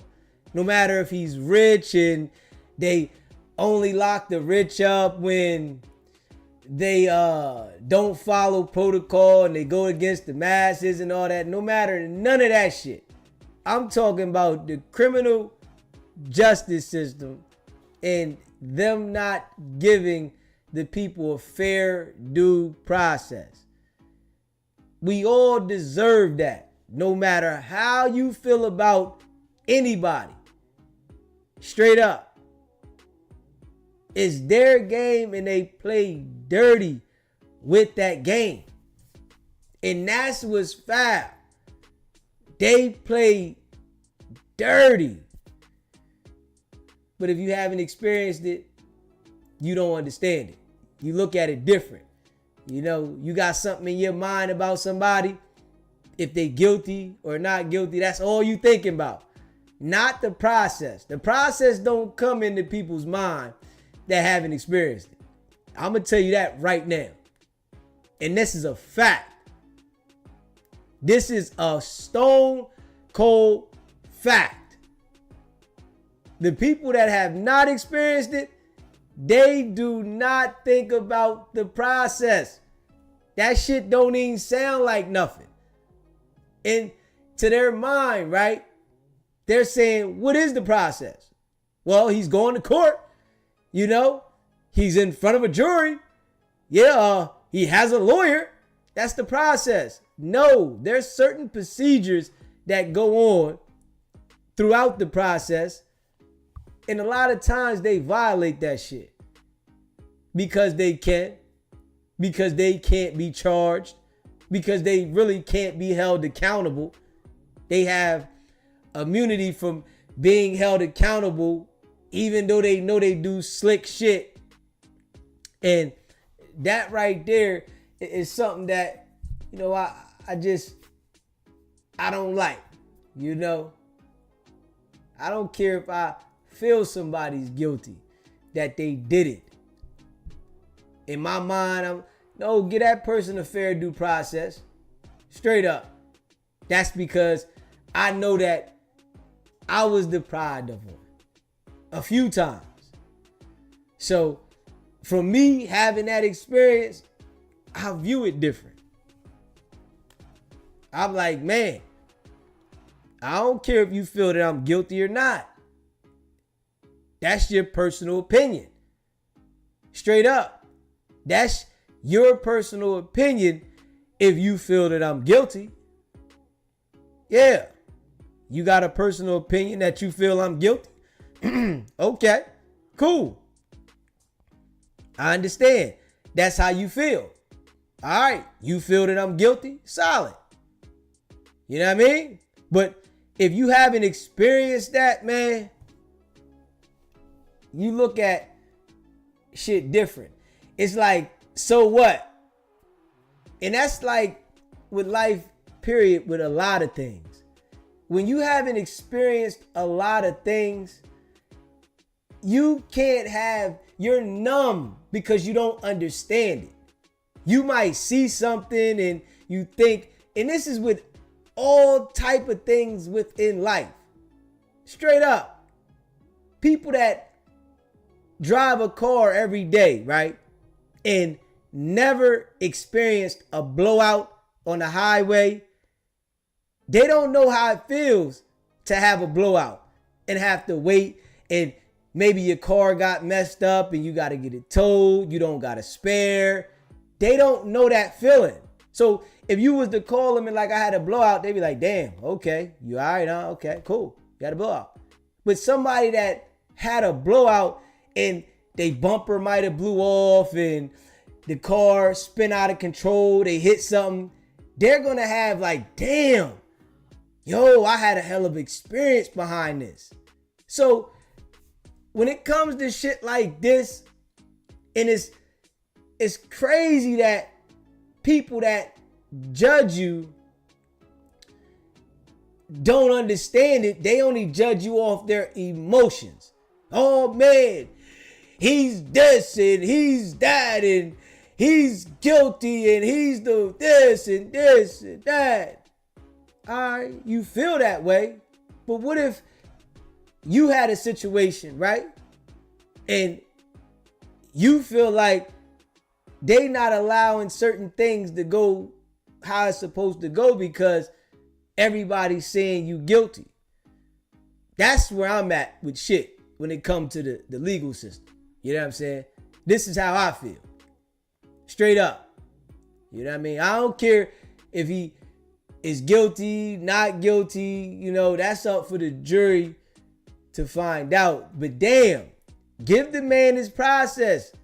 Don't try to do backdoor shit, mess with the juror and do certain things, and now you don't want him to look at the jury and, you know, just be doing different shit. Now you know, using people that should be charged against him but not charging them and all that kind of shit. Charge everybody. That's how I feel. Everybody should be charged. All the people that they say participated should have been charged. Straight up.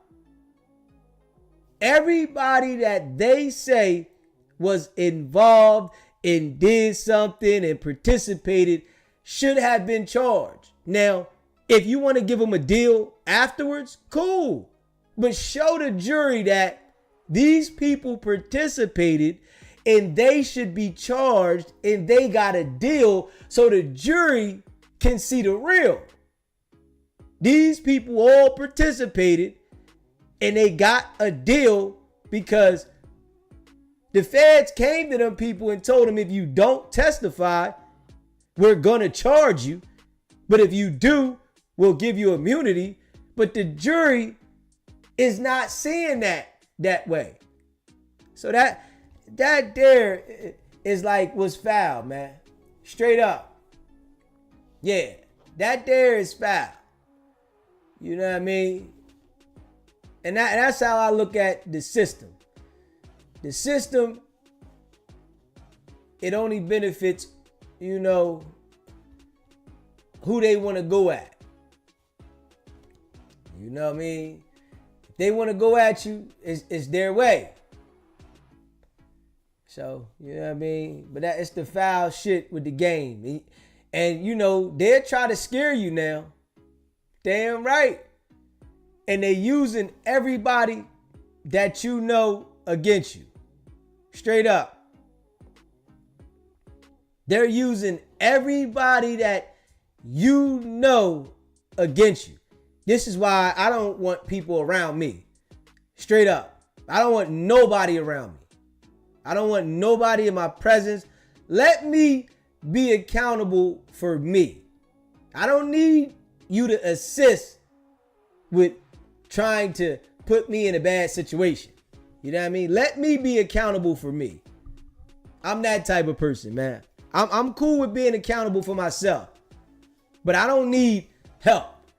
And this is what happens when you have friends, people around you, people you deal with.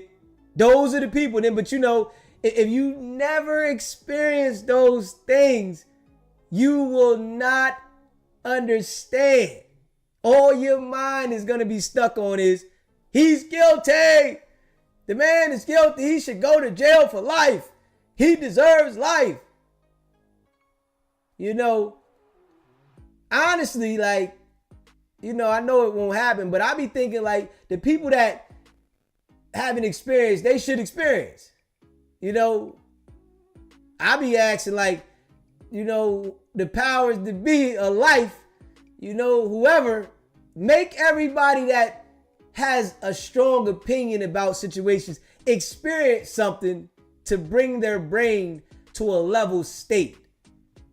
Let them experience something, because when you experience something, it brings your brain totally to a level state. It's people that went to jail, right? And falsely accused of something, did time, got their case overturned. But before that happened to them, they was on a different type time with people going to jail and then experienced that shit. And now they like, man, the system ain't right. Now they want to review shit and they feel that people should have a fair shot. But if you haven't had that, I really don't, you know what I'm saying? I honestly, you know, I really don't be caring what those type of people say. You know what I mean? I ain't gonna lie. Because you haven't experienced it. You know what I mean? You haven't experienced. I've experienced where they knew I didn't commit the murder, but took me to trial for murder and locked me up and gave me no bail. And they knew I didn't commit the murder.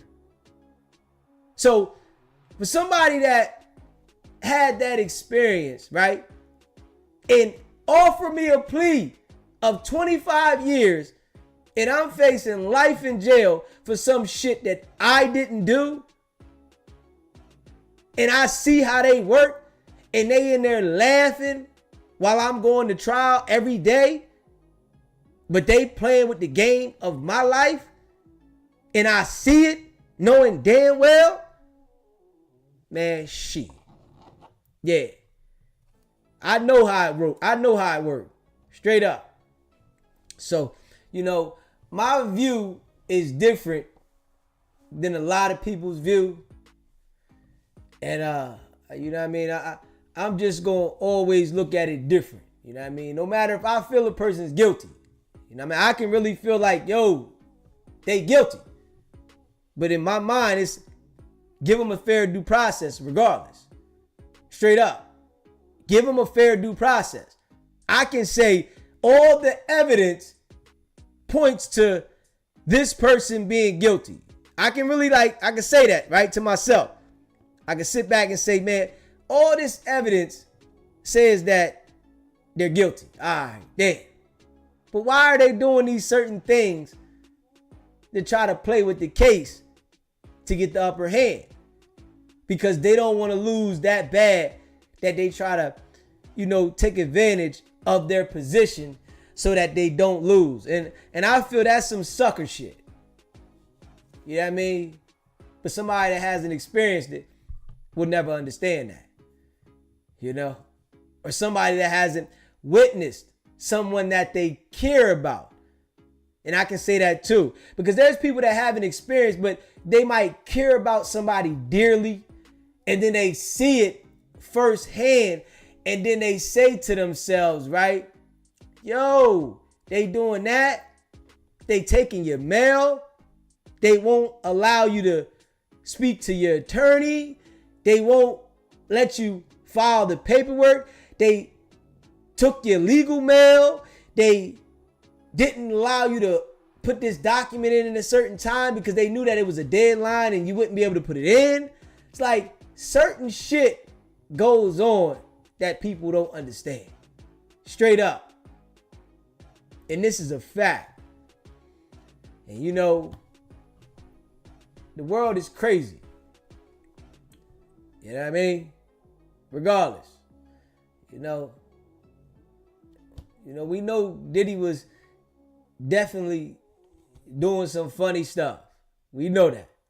But get a man a fair due process, man. Let the man have it fair, as you know we all should. So you know what I mean? Definitely, you know, you see what they do with these public trials and how they get slick. Man, just imagine. Y'all know it's court every day, right? Y'all know that. In every county across the United States, Monday through Friday, they're filled up.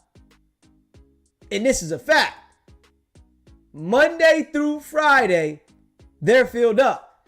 In every county across the United States, courthouses are running Monday through Friday.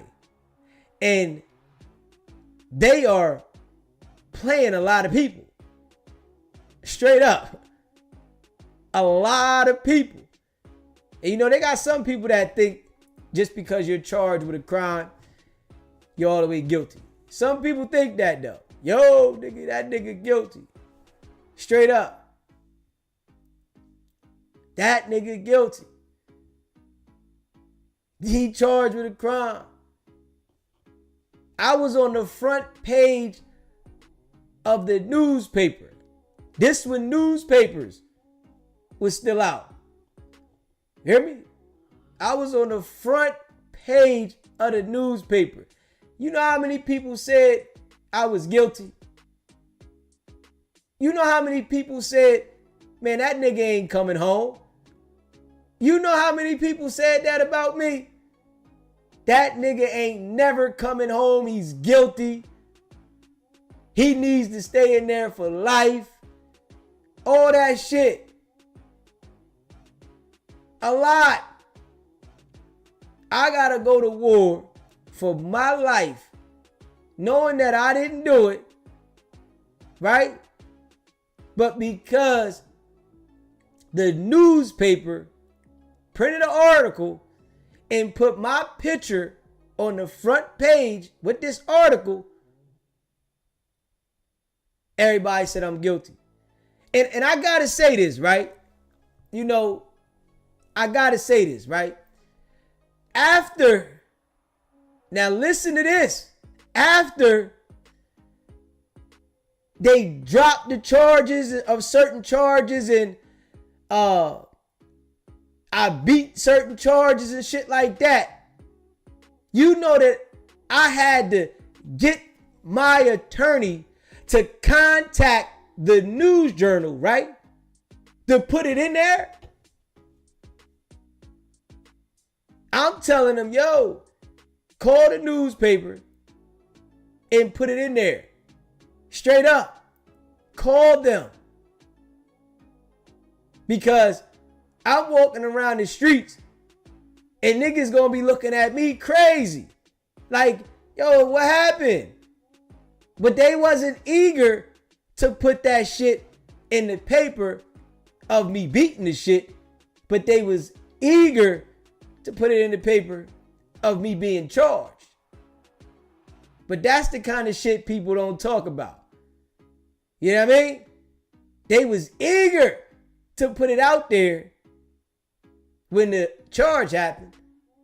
Oh man, we got a story.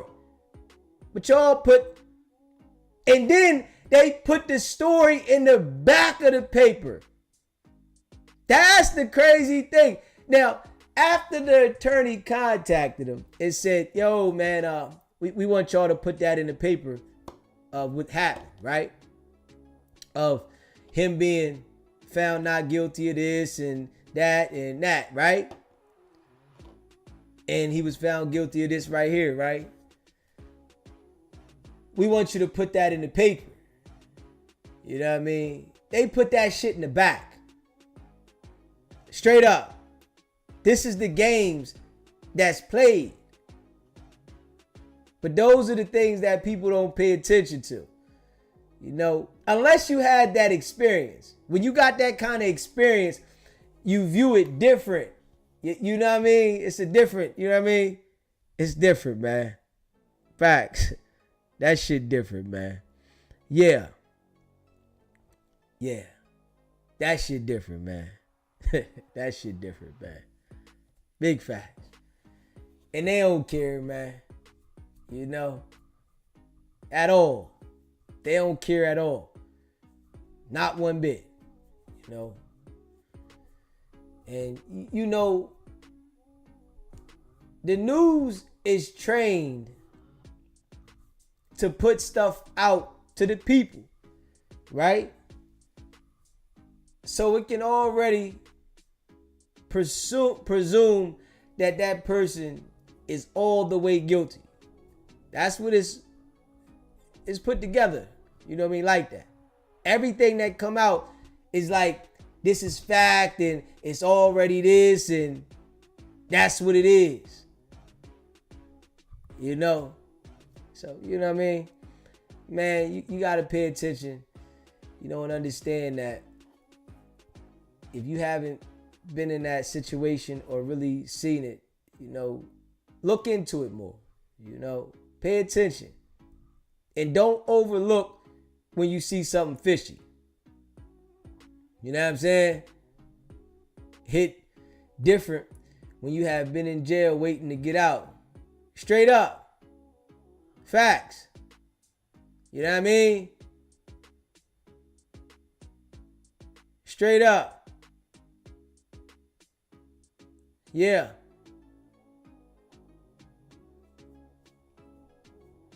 Real shit, man.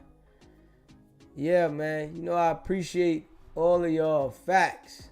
Make sure you hit that subscribe button too if you haven't already did so. And smash the like button. Hit that like button on the way. You hear me? Appreciate all of y'all, you hear me, that rock with SBGB TV. Y'all know we grinding. You know, we going up. We on the way to 20K subscribers. And we grinding. You know, we going to put that work in. Yeah. If you are a member, put a 1 in the chat, you know, so we can shout all the members out. If you would like to become a member, the memberships is pinned at the top of the chat. It's only $3.99. Become a member. You know, the family is growing. You know, I know we non-stop, we grinding. You know, I appreciate everybody that stopped by regardless, but you know, if you would like to become a member, it's pinned at the top of the chat. Yeah. RM. Appreciate you, brother. Trees. J Rip Advisory. You know, Holy Mare Sky. You know, I appreciate, you know, all the people that definitely support and rock with the channel. You know, we grinding. Dark Chocolate. Mr. Mike. Yeah. You know, we like to be raw and authentic around here. And you know, one thing about, you know, around here, y'all know we ain't biased, you know. And if you a biased person, you know, I'm always going the opposite way. Straight up. That's just how I rock. I ain't biased. I'm open-minded and I ain't biased. And, you know, I ain't just saying this one way. Nah. That ain't how I rock. Nah. It ain't just, oh, it's that. Ain't no bias. not me. Experience. Definitely. If you like us to promote anything for you, it's $40 per day, $200 for the week. You can email me at sbgbtv@gmail.com. Facts. Go check out the merch. sbgbtv.com. Yeah. And we're going to continue to grind. And y'all know the live we had earlier was good though. You know, I like having those different conversations. And we're going to start getting into that definitely, you know, more often. You know, I got to throw those, you know, different conversations in there, you know, because when I do that, it definitely brings subscribers that, you know, watch the channel and then they see that at the same time and they like, oh, you know, he talking real and, you know, it's a life discussion and that bring people on, you know. And if y'all see today, we went all the way in today, right? And we didn't even bring Wack up today. Yeah, I gotta do that with RM. Yeah, I'm gonna do that one. I gotta do that one, RM. I gotta do that one. Peace and love, SBGB TV and the whole team. Facts. Yeah. Y'all see, you know, I think we did on this live right here, we did some good commentating and, you know, reacting to the things we reacted to, and it worked out. You know, I gotta start making sure I set some things up to do, you know, like today that I went straight to and react to, and, you know, that worked out. You know what I'm saying? Straight up. Yeah. He said, I actually subbed tonight, was hearing all this and that about you, but came over, started watching. You legit, homie. Hey, I appreciate you subscribing. Blue Chicken, what's popping? You know, we appreciate you. Yeah. You know, yeah, I appreciate you subscribing though, Mike. You know, if you haven't already subscribed to people, subscribe, you know. Hit that like button too as well. Smash the like button, you know. You know, we like to be real, raw, and authentic around here, man. Facts. That's the thing. You know, we give our opinion on certain things, but I like to be real, raw, and authentic, man. SBGB TV is SBGB TV. You know, we definitely our own brand. You know, we ain't the go along, get along gang. We do our thing our way over here. You know, shout out to everybody that does their thing their way, but we just do our thing our way. Facts. And we're going to continue to grind non-stop. You know, building, you know, the platform. We building the platform. Definitely. We building the platform. If you haven't, you know, followed us on Instagram, follow us on Instagram, SBGB TV. If you haven't followed us on Facebook, follow us on Facebook, SBGB TV. TikTok, SBGB TV. Follow us everywhere, because eventually I got to start getting to all of them and pushing content on all of them. And I'm working on that, you know. But definitely this is a task doing this. But, you know, we going to, you know, that's why, you know, content creators that go all the way in and they're like consistently live and speaking, that shit is a task. You know, everybody can't do it. This is why you see a lot of people fall off, because it's a task. It is not for the weak. You know what I mean? That's some real stuff.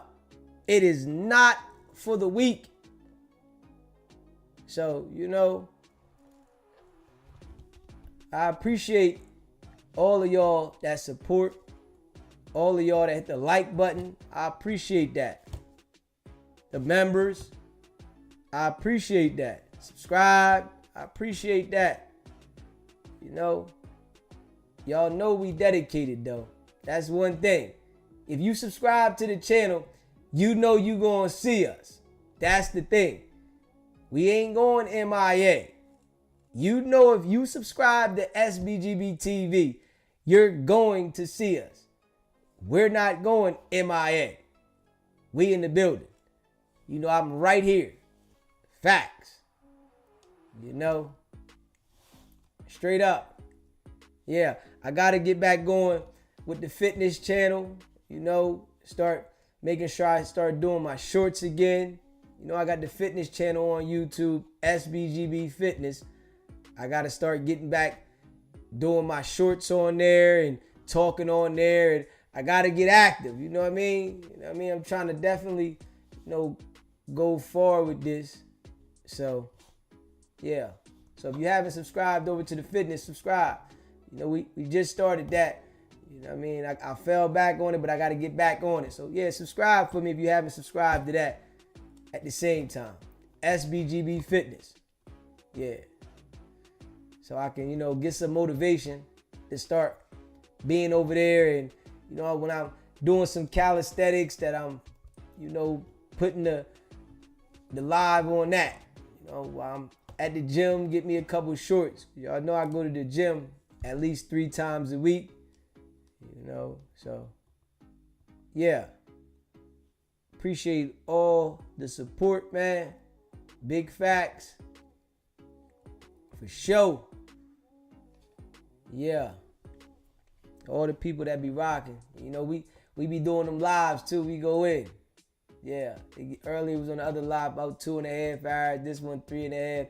We go in. Straight up. You know what I mean? He said last live was good. Crazy thing. 3X's hit me up out the blue this past 2, like, yeah, man, what the F? Yeah. I appreciate y'all, man. Stay locked in, man. And make sure y'all hit the like button for me. Hit the subscribe button, man. And you know, we'll be back at it. A few hours. I gotta get some sleep. A few hours. We'll be back at it. Make sure y'all subscribe to the channel. Hit the like button, man. Share this live. You know, it's your boy Deezy. This was a good one too, though. You know, we was talking about Forex Extra and 607 on. Yeah. So share this live, man. Stay locked in. You know, I appreciate all of y'all. Y'all know what it is. It's not about the setback. It's about the get back. Nah.